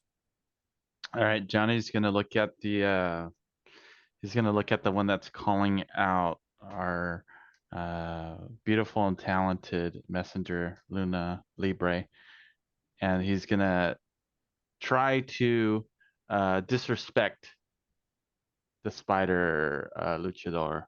He is going to say, "Oh, even Luna's better than you." Oh, Mojo. Love. All right, so here it goes. Go ahead and give me a performance check. D20, add your performance number in there. Mojo. Add a Mojo point. 1 point of mojo. Take a point of mojo. Another one. I will begrudgingly give a point of mojo to that, I guess. 3 points of mojo. 3. Okay, so I'm at a hanging on plus to 8 mine. right now for this roll. Here we go. Oh, I got a 2. That's horrible. Ooh. But you need all of those. Yeah. He looks at you and goes, "Okay," but that gives me so since you got a 10 on your check there, 10 is my willpower save. I actually rolled a 3. That's gonna work. He's like, "What?" Like he's just like mad, dude. So what's my penalty for that? With a 10, no effect. No, for disrespecting. Check out on your let me pull him up there. Oh, you're right. I'm sorry. I'm looking at the wrong thing. For a disrespect, a -3 on attack rolls, spell checks, damage rolls. Wow. For 1d3 rounds. Let me do that. 1d3 plus 1 rounds. Yes. And now here's the thing. While that one is disrespected, if you hit him, it's a devastating attack. You get extra damage against them. So excellent. Is that for everyone or just for my? That is just for you. That is your special combat thingy. So this will be for 3 has never heard rounds. someone talk about someone's mother in such a way. Tu madre? Oh my gosh. I believe that's pretty much all I can do, but I'll just grandstand because might as well get that one out of the way too. All right. Oh gosh, come on now. All right. So yeah, give me a grandstand check. Sure. he's gonna like turn around and find a corner to piss in. That's how he grants. Oh, 17. they're mad. The crowd's mad. I'm totally picturing like Calvin from the back of somebody's like pickup truck. Uh-huh. You know? Uh-huh. Yeah, you gotta cheat. You're turning your head, giving a cheeky look at the camera. I'm rolling my eyes and Classic. marking that corner as not a place. All right, so yeah, he is furious, and you get a point of fame, and then the fight is going to continue. That's awesome, and it is Luna Libre. Luna's just going to kind of situate her mask, and she looks at this luchador spider thing, and she says, "I wear this to pay respect to my god. You wearing that? You mock God!" And she's going to try to smack him over the head with her baton. All right, run out, charge up. You got to charge to get there, so give me a +2 on your attack roll, and you'll be -2 in your armor class for next round. All right. That is in total going to be an 18. Or no, 19. Yeah, that's a hit. Give me damage. All right. I suppose this is not a unholy creature by any chance, is it? What's your there's a list on your thing. Read them out. What do you have? Demons, devils, chaotic, extraplanar creatures, chaotic dragons, chaotic messengers, undead. Nah, Okay. not one of them. So yeah, I'm a plain old wackadoo monster. So these are I will say this type of monster has a classical name, but in the world of XCrawl, they are only ever their real name is unpronounceable in the world of XCrawl. They are only known as spider dudes. So Michael Curtis came up with that one. I was really happy about that. I was like, yeah, spider dudes. That is only going to be 2 points of damage. Only 2 points. Wow. But you know what though? That is your 2 points, and you rock. And I believe in you. All right. That was awesome. It's their attack. The bunch of them are going. So the let's see. All right. All right, first things first. The disrespected one is going to leap down and try to grab onto Morbus. And no, you disrespected the one going after Luna, my bad. The other one is going after Morbus, comes down and literally comes down to the flying elbow off of the side of the thing there. I'm going to not get that with a 3. Come on, Die. I was doing so great just a minute ago. Whoosh. Going to land kind of over by you and does not connect with the flying elbow. The disrespected one attacks Luna, is going to actually go for a grapple. Give me a strength check. I'll take a -3 on mine. Strength check 13. Yeah, with the penalty, that's an assist with the penalty, and Johnny 36 get the point of mojo because I failed to check while I was disrespected. That's Take right. another point of mojo as I just can't seal a deal. So the clown Drider that ran over there and like that jumped on the teeter-totter, it runs to the side of this round, grabs a barrel and sets it back on the teeter-totter and resets it, and another clown spider dude comes out of the mass. So now there's 2 clown spider dudes at the edge of the arena, and it jumps on that thing and it launches barrel number 2 over at there, and I'm going after, you know what, Johnny's disrespecting spider dudes today. Johnny's getting a barrel. Whoosh! I got a natural 1. That was just terrible. That was just god-awful. Roll me a dice. Isaac, roll me a die 6, dude. Die 6, you got it. Please. That was clowning. 5. Oh, and it's not. Oh, crap. All right. 5. So I'm gonna say it eats it. So it comes over and just lands like a belly flops on top of the teeter-totter, and the barrel just goes up a few feet and lands right next to it, and then it bursts into like yards and yards and yards of silly string. It looked like it was probably really sticky and would have been bad to get stuck on you. And now it's just sitting over there behind it's kind of tangled up in the barbed wire, looking stupid. And the first clown is like, I think Johnny's just finishing up, so he taking a piss, so he didn't even notice.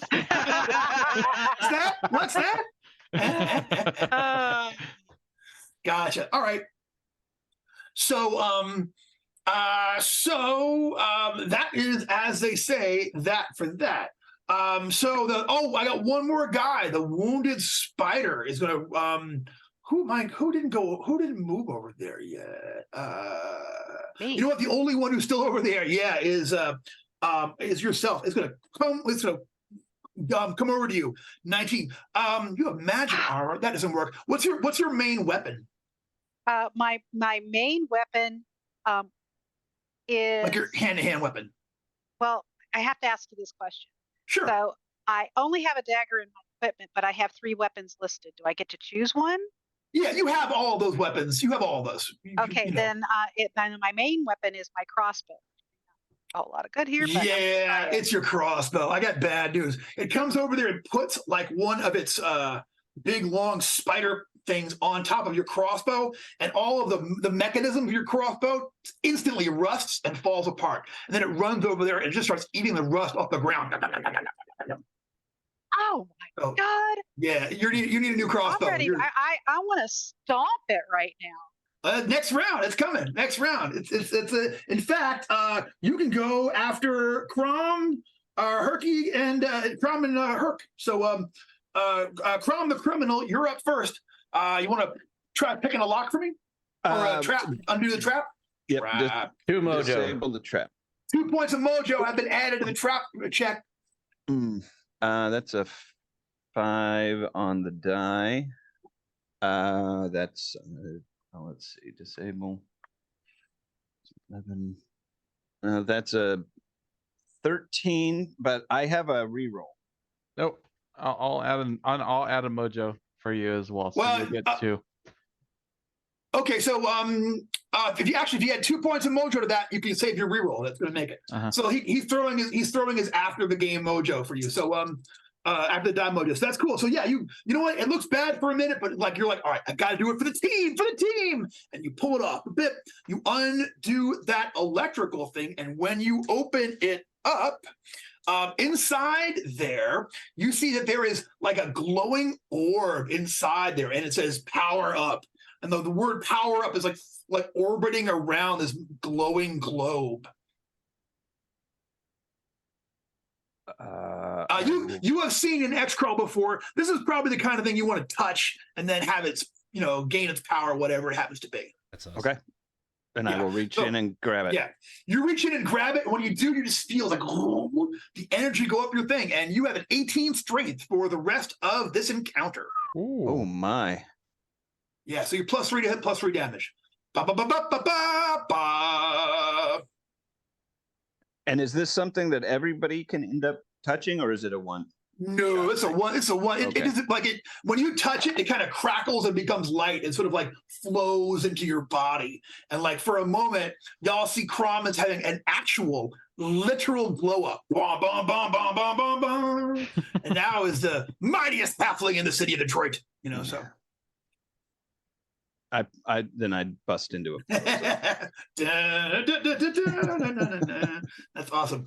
All right. So it is, I'm on the wrong page. It is now Herkle Durkle. So I see Crom power up, kind of give him a little pat on the muscles, and there you go. Just give him a little luck. And then I'm gonna run within 30 feet or so of the spider that's fighting with not Orcus. I'm just like suddenly I can't think of Morbus. Thank you. Yeah, if he's fighting with Orcus, I would recommend running the opposite direction. I don't care what system you're in. He's a problem. That's true. He's on our team. Anyways, and I'm going to start to cast a spell. All right. And No. I'm going to cast Rope Trick, and I'm going to try to summon a rope that's powerful enough to constrain this spider. So. All right. Okay, Rope Trick getting cast, y'all. I'm rolling it. Here we go. Come on. And it's gonna be a not exciting rope. So it's personality plus the caster level. So it's a 13. Yeah. So you summon a 50-foot long coil of rope. I pull it. It's just like wrapped on me and like all over my shoulders, and I'm just like, yeah, that's my turn. But I mean, who knows? Now you got a rope. Maybe who knows? You know what I'm saying? Ropes are helpful. 100-foot rope. That's not a joke. Yep. That's a real thing. Yeah, and roll me. Let's get. We're doing manifestations. Why is that on there? Manifestations, yeah. So the manifestation D4. Uh-huh. Boop, boop, boop, boop. There we go. That would be a 1. Yep, it just blank appears from thin air. Just just a normal rope appears. Just drops on me.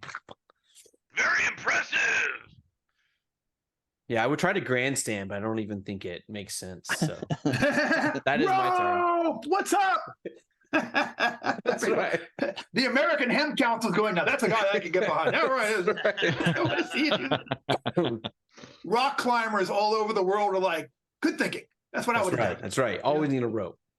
All right. That's awesome. And the fight is going to continue. And it is the kindly one.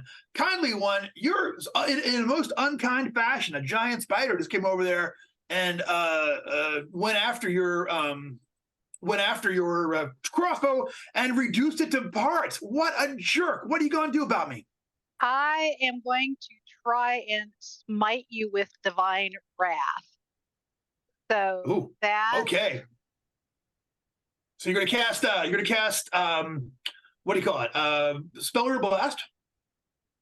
Spellweaver Blast, yes. And it is going to be 15, 16, 17, 18. 18 on the Spellweaver Blast. All right, 18 on the Spellweaver Blast with everything is going to be the following.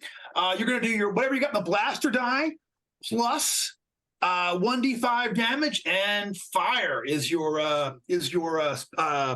special effect. So go ahead and roll me a die 5, please, and add whatever you got on your blaster die.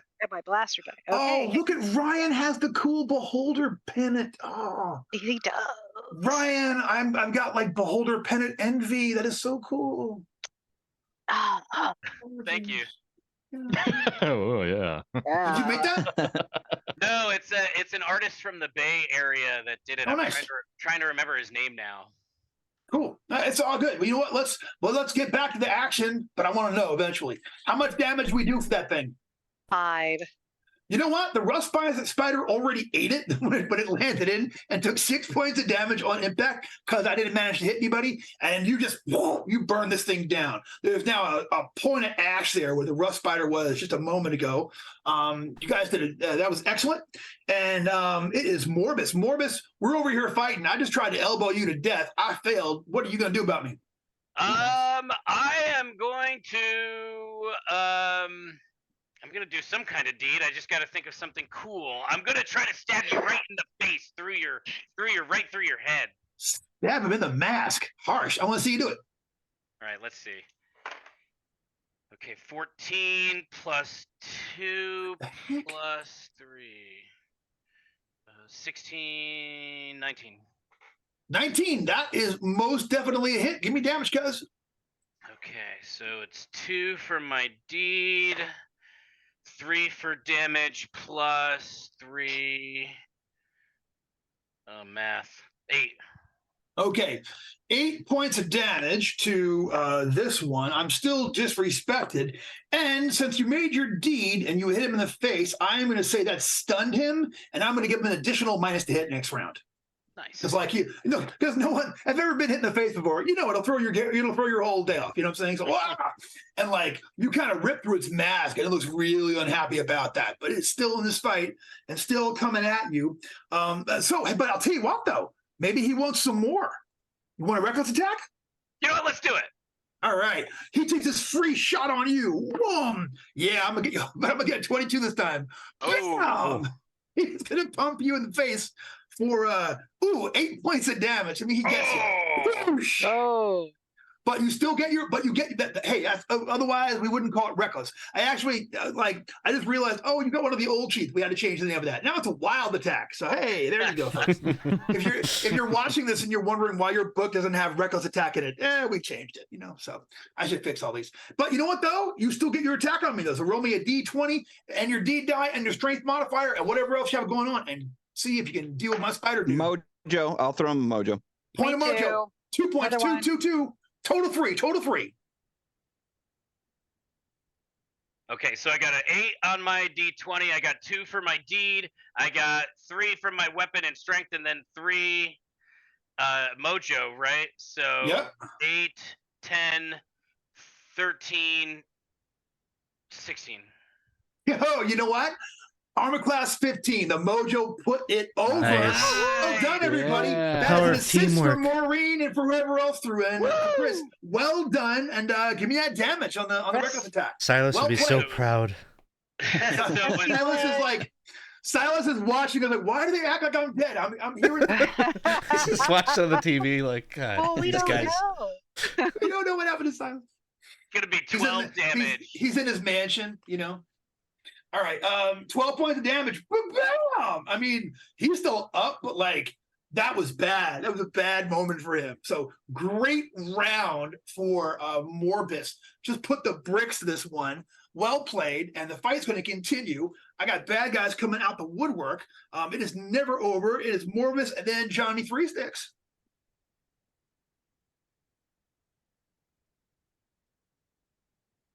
You're up, Isaac. Johnny Three Sticks. Oh, he's frozen. Sorry. Oh, no, no problem. Johnny Okay. Three Sticks will be going after the disrespected one with his. All right. He has his repeating crossbow that he'll be All right, using. take a shot. Oh boy, this is rough.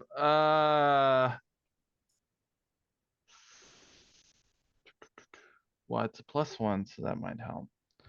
I don't think so. 13. No. 13. Okay, look, we got 45 minutes left. You want to spend 2 points of luck?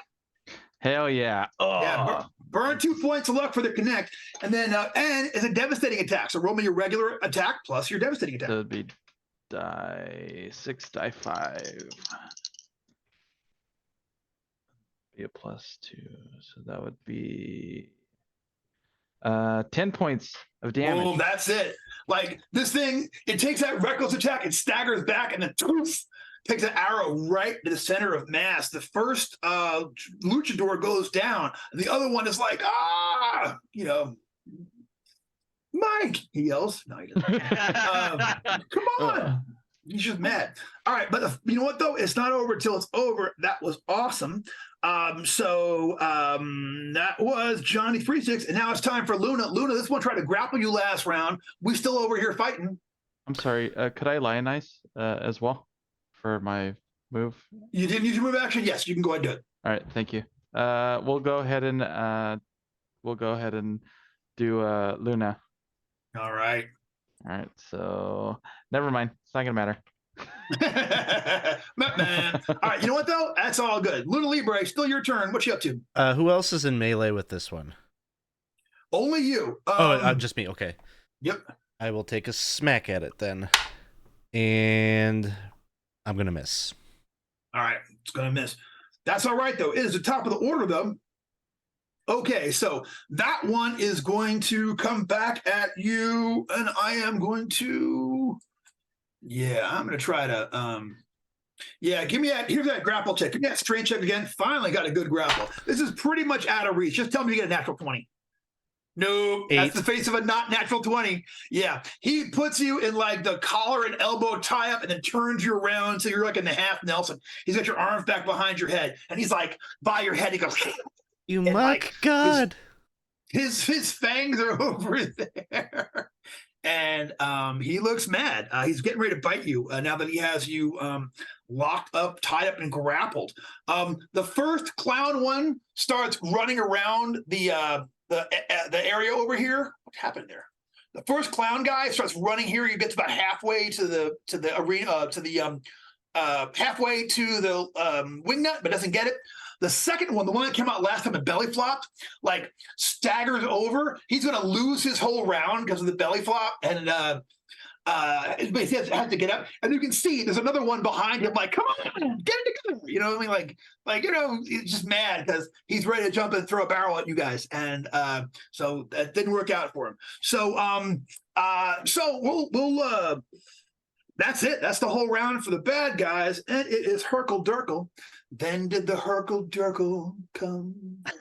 So I have a question for you, since we are getting close to time. Sure.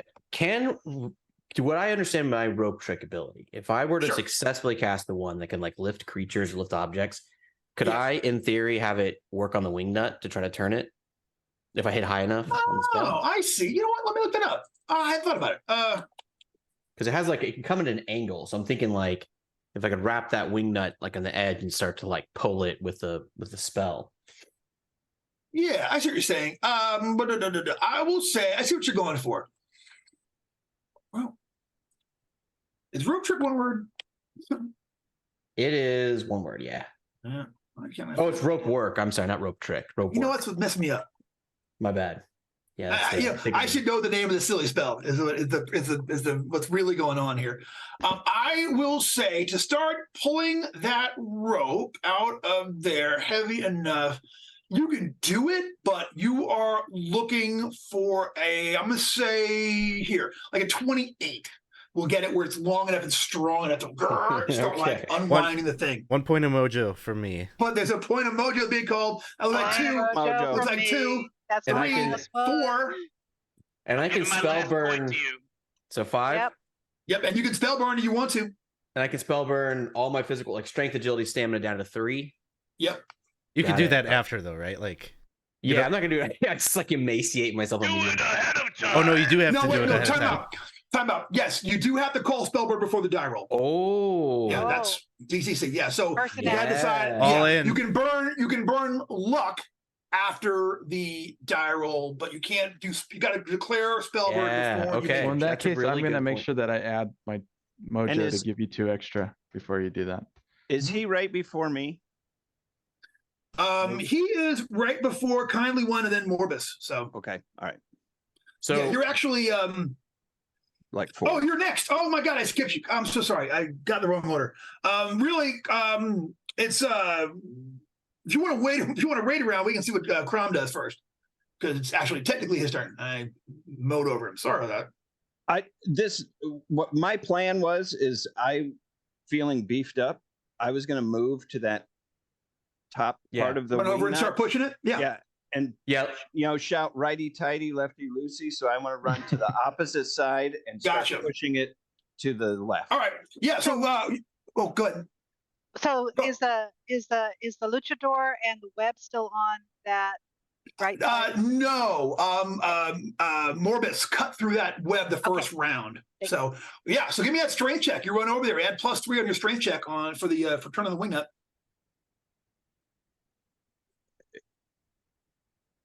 sorry, I got. Was it for me or is it for Crom? No, that's for Crom. We're doing Crom first because I went out of order and grabbed the wrong game. So my bad. That is a 12, and then my strength is 18. So that's what plus So 15 Something. total. 15. Let me look at this. 15. Yeah. You know what? Yeah. If I burn luck, I get 2 points. per No, each you're not point? that kind of. You get a luck die. So for every luck point you burn, you get a die 5.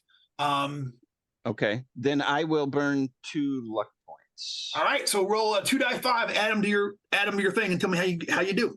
Okay, I do not have a die 5, but It's a die 6.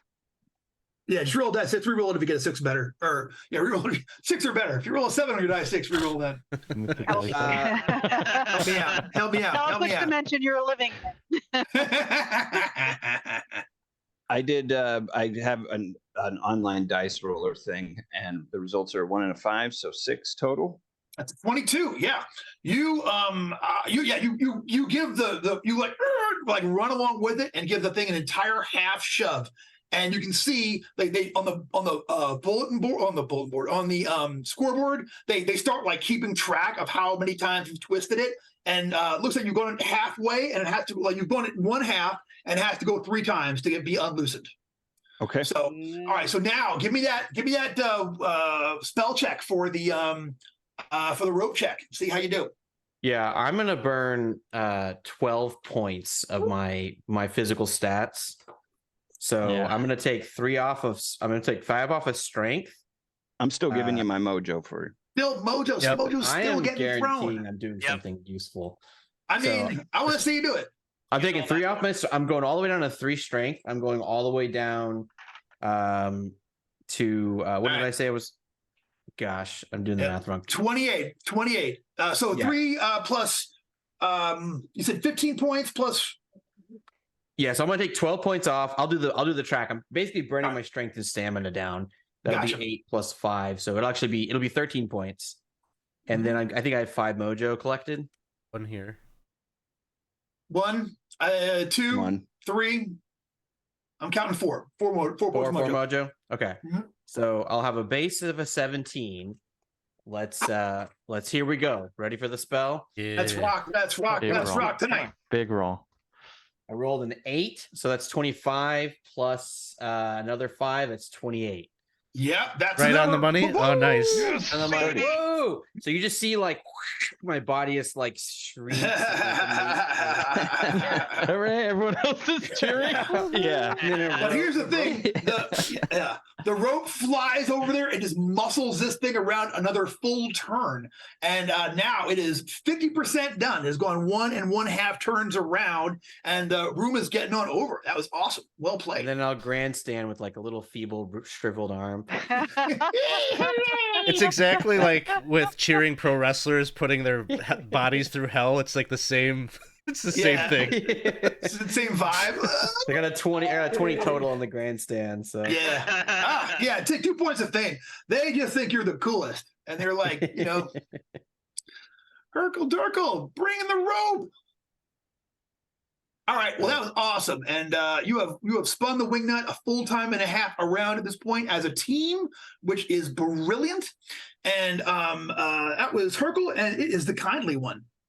So I have 0 strength to add to this effort, but one of the things I can do is I want to move up so that I can get everybody else that we are still in combat with.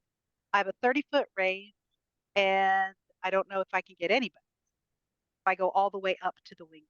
If you go up to the wingnut, see, it's weird. Everyone's kind of. What are you looking to cast? What I'm looking to cast is confusion to our enemy. Gotcha. The best bet, if you run up to the wingnut and cast it this way, you can cast it so you'll get the clown that couldn't act last round and the clown that's charging at you guys. Okay, good. Then that's what I want to do. All right. Are you going to do any spell burn? Being that there half an hour left. I am. I'm going to go ahead and I am going to burn 3 of my agility. All right. And so that's a +3. No, there is no more mojo to be had at this point. What are you going to do? Um, So your D5 plus 3 plus 2. so that's 8, 19, 20, 21. 21. Okay. Confusion to our enemies. On a 21, up to 3 targets in range are going to have to make their saving throw or fail. Since you got a 21 on your check, my saving throw is 21. I'm going to roll the near one and then the far one. The near one gets a crappy 9, and is going to be confused. And the far one is going to roll, and wow, pair of 9s. It'd be great if I was, bluffing. Other than that, no. So that is terrible. So he is going to act chaotically for a round. That is not good at all. The manifestation for that? Yep. Curiosity. Oh, it was a low whistling sound plays over the entire arena for just a quick instant. Yeah. And they're both they both look like they hear that, and then they're like, what? So that is a 6 and a 4. Okay, so the first guy, roll me a die 6. Okay. Hang on. It's a 6. All right, this is some of the worst monster action you've ever seen in your life. So the first guy literally punches him in the face to intimidate you, like boom, and really socks it to himself, like takes some damage from that, right? And the other guy, he still hasn't acted this round, but like he kind of like gets up and he's getting ready to charge the other one. So that didn't go well for them at all, and that means no barrel getting put down this round. So that's not good at all. Very nice move. Seriously, a lot of great action this round. You guys are like getting this, and that's awesome. So the how long is gonna roll me a die 6, please? Okay. It's 4. So this is gonna be a total of 7 rounds. It's gonna last. Woohoo! Yeah. Yeah. So basically, the rest of our time together today, unless things go very differently than I'm expecting it's going to go. Whoops, whoops, whoops. No, no, no, no, no. All right. No. I'm working with my manuscript, and I accidentally erased a whole bunch of stuff, and I had to put it back. So that's I just hit the back button. I'm good. But for a minute there, I was the confused one. It was me. I was confused. So well done. All right. So the two of them, the one guy is just acting like an idiot. The other one is getting ready to charge his buddy and go after him. That is not great, but we'll see what happens. It's Morbus. Morbus, there's nobody in range. You killed the one that we were fighting last round is dead. The closest one is the one that just punched himself in the face. If you want to do a full round action, you could charge across and get to the one that's grappling with Luna. You'd be +2 to hit, -2 in your armor class, and if you miss, you're going to hit Luna because they're grappling. I think I'm going to try to turn the wing nut. I should be okay. Yeah, you can do that. Right? Yeah, absolutely. Yeah, you run over there. Give me a strength check. All right, I get a +2. We got a 19. Oh yeah, you turn around one more half spin. So now there's only one more spin left in order to turn the whole thing about. Nicely done, y'all. Excellent, excellent work. And then it is Johnny, and then Luna. All right. I don't have much in strength, but I'm going to still try to go ahead and do this. Johnny's going to run up and try to finish off this wing nut. He's going to try. All right. Give me that strength check. All right. Here we go.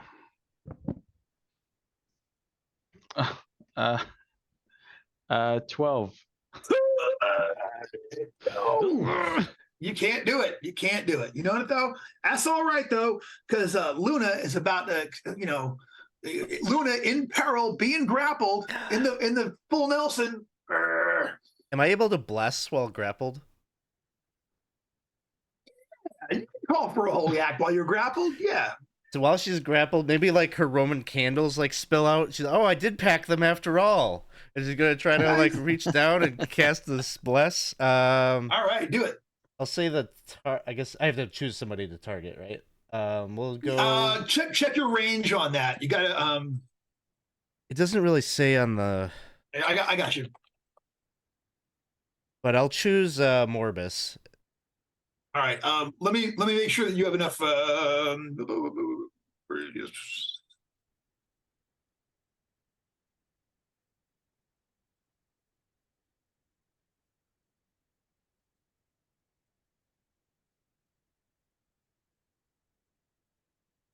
Is it just like the bless spell from like?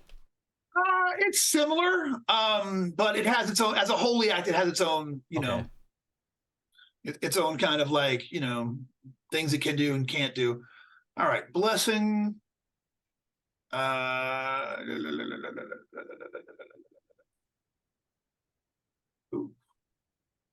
Yeah, that's actually going to be touch range. So okay. You can put it on yourself though.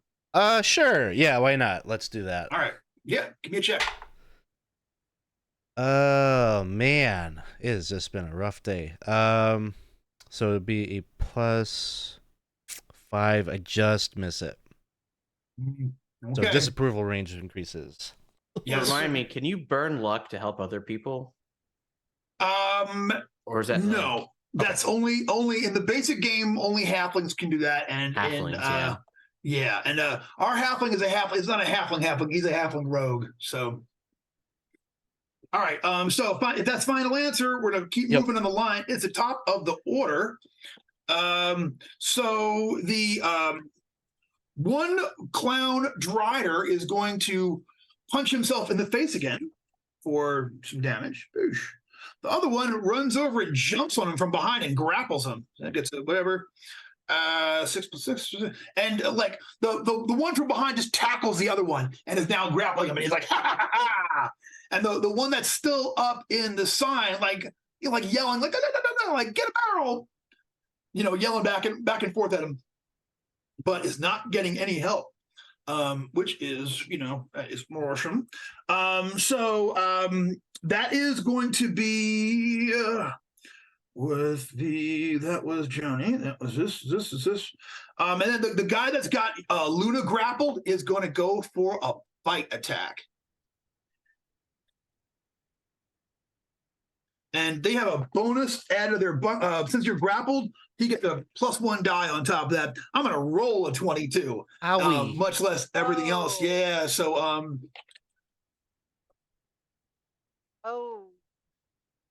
really hope that Sir Silas isn't watching. Yeah. Well, you're gonna take 2 points of damage, and please give me a DC 13 fortitude save, please. Nope. Yeah. Oh, yeah, maximum. You feel this poison like going all through your body. It's terrible. You take 5 points of agility damage. Oh, okay. Ooh.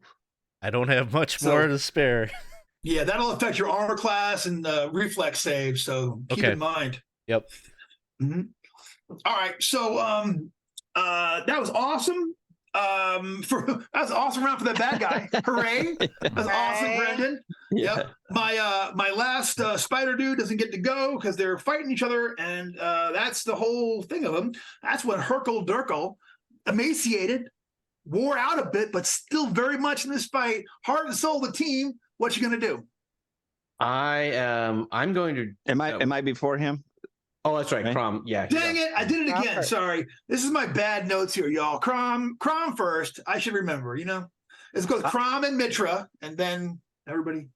I am going to continue to keep shoving this. All right, give me that strength check. Okay. So time out. Right now, both Crom and Johnny are both pushing at it, but from opposite sides.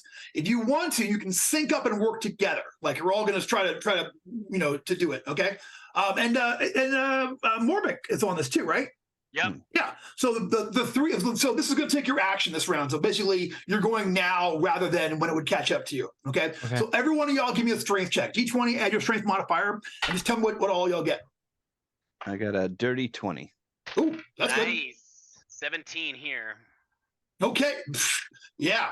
2. Doesn't matter, everyone. So here's what happens. You guys shove the whole thing, the wing nut around all the way around, and it falls off. Kaboosh! And you guys, they blow the air horn, and you guys have won the room.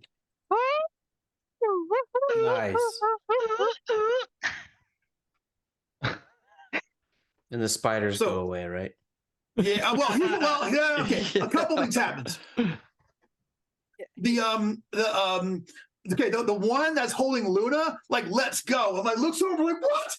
Oh, and then says in perfect English, "This is crap, man. I can't believe that. You guys are the worst." The two clowns or spiders are still wrestling over there, still confused from the spell for 6 more rounds. And are just looking just looking foolish. You know what I'm saying? The other two, the crowd gives you a huge big roar. Everyone gets a point of mojo for finishing that up. And then anyone who wants, you can give me a what do you call it check. You can give me a what do you call it check. Give me a grandstanding check. Work the crowd. Get them pumped. Let me Can ask you use mojo on If you grandstand? grandstanded during the fight, you can't grandstand after. No, you can't. Right? One time while the fight's going on, and one time the round immediately afterwards. You know what I mean? So, sorry, didn't mean to cut you off there, Winston.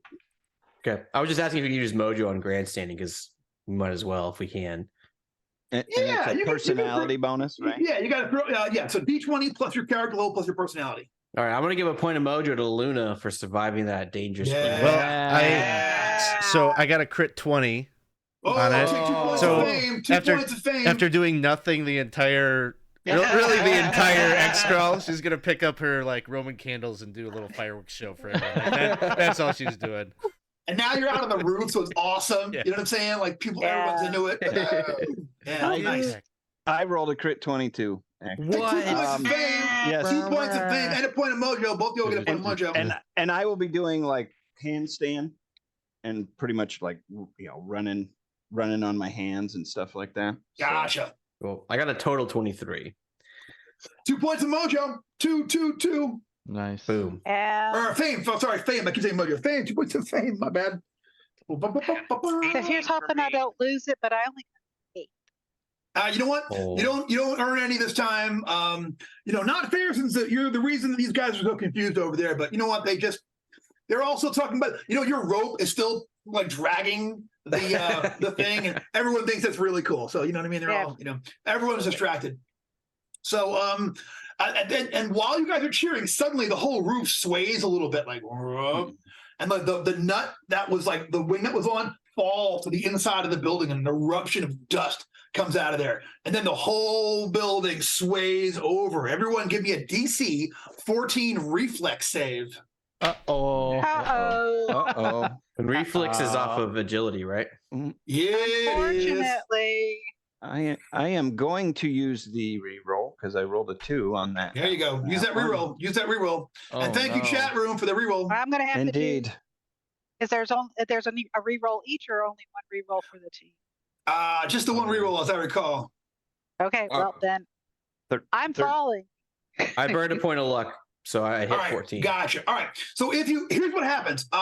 The building essentially tilts over, and then it just taps, and like the building connects with the building next to it. So everyone spills off the building and like lands on the next roof. If you successfully made your saving throw, you're able to like controlled fall down there. If you failed, you eat it and roll down there and take a die 6 damage. So roll a die 6 damage for yourself.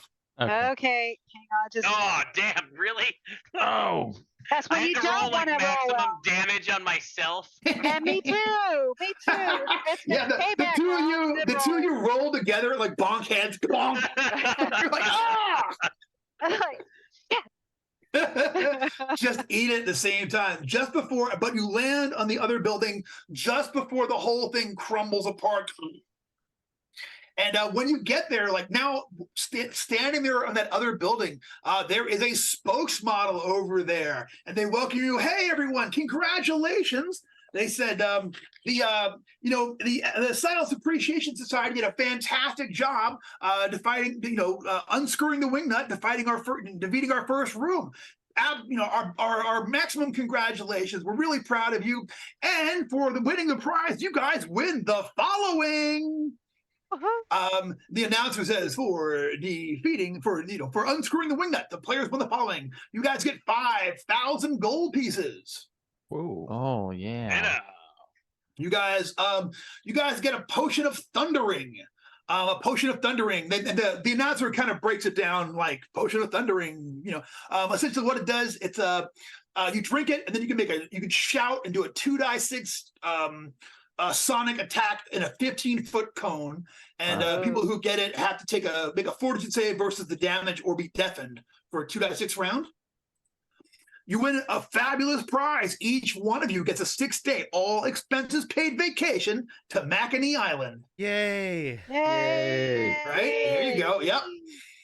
And also, they bring out like a thing from Fang Blades, on behalf of your sponsor, Fang Blades, we have the following for you. So you guys win a +2 Omni weapon. So this is a magical weapon. Like basically, when you get it, it's just a silver ball, but you concentrate on it, and like you imagine the weapon of your dreams, and then it will become that weapon. Once it's taken a form, it's in that form forever. But it's whatever kind of melee or weapon you want it to be, or you can make a melee or archaic ranged weapon. It'll be +2, whatever it is, and it will look like whatever you want it to look like. So it'll have whatever look, and it'll be perfectly balanced and set up for whoever is the one that takes it and uses it and transforms it. So who is going to get the +2 Omni weapon from Fang? Well, I think the half orc. Yep. All right. Yeah, agreed. Yep. All right. So what are you turning into? What do I turn it into? I mean, I like this 2-handed sword thing, so I think I'm going to go with something like that. Turn All into a He-Man sword. Yeah. Morbus has the power. All right, yeah. So you take it and concentrate on it, and it becomes the 2-handed sword of your dreams. You know what I mean? It's just like, And I hold it up, and like a giant light shines out of it with my face. It's got his face with the blade. Yeah, I go, Outstanding, cool. All right, and she says, good luck with your next challenge.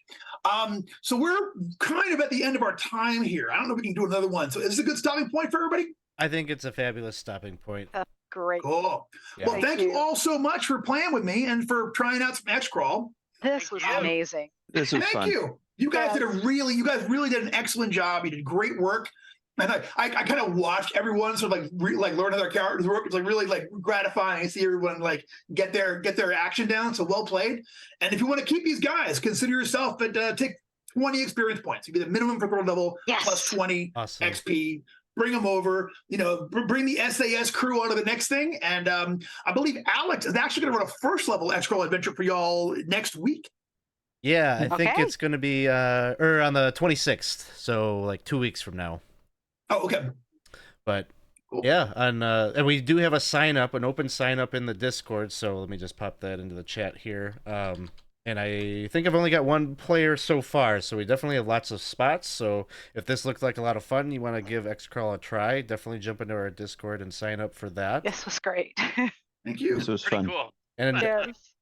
I guess I just want to say thanks, Brendan, for coming on here. Yes. 2 Thanks for weekends in a having me, row indeed. for hanging Thank out. you Thanks so for much. talking to us about XCrawl last week, and then giving us the real deal here this weekend. And congratulations on the success of the Kickstarter thus far. Thank you. Awesome to see this project come to fruition and see so many people are really getting a kick out of it and backing it. So if you, those of you out there, if you want to back, let me just get the Kickstarter link here in the chat. There we go. That's the link to the Kickstarter page. Go check it out. Go back it and pledge, and get ready to bring your players into this amazing world. I love the world building piece of it. It's just fun. Mhm. Like Cool. every little piece of flavor is just fantastic. Thank you, man. Thank you much. Thank you much. I appreciate that. And thanks, Alex. And once again, how long has it been since we rolled dice? It's been forever. So I'm glad we got a chance to do this again. It's been way too long. And I've got a confession. I had to sign up for GameholeCon. I had to submit my list. And I think I'm playing with you like literally every day at GameholeCon. Like, that never works. It's been a while. So that'll be pretty fun. Awesome. Nice. I'm stoked. Absolutely. Wow, I'm excited. I think I'm running all different. I think every slot I'm running something different. So, but you're going to be sick of me by Sunday. I'll tell you that much. Awesome. Well, thank you. Thank you so much. I will see you in Madison, and I look forward to playing with the rest of y'all at some point. And if you're watching from home, once again, thank you for hanging out in the chat room and support 20 Sides to Every Story. Huge fan, and thanks for all your work. And I'll hopefully see you guys next time. Thank you. Thanks, everybody. We'll throw a raid over Thank to you. Guild Superior as we close things out. So thanks for hanging out. See you soon. Cheers. Cool. Thank you. This Thank was you. awesome. Guys, I Thank hate you. to leave. Time to No, gotta we go. understand. We understand. Really good meeting you, Maureen, everybody.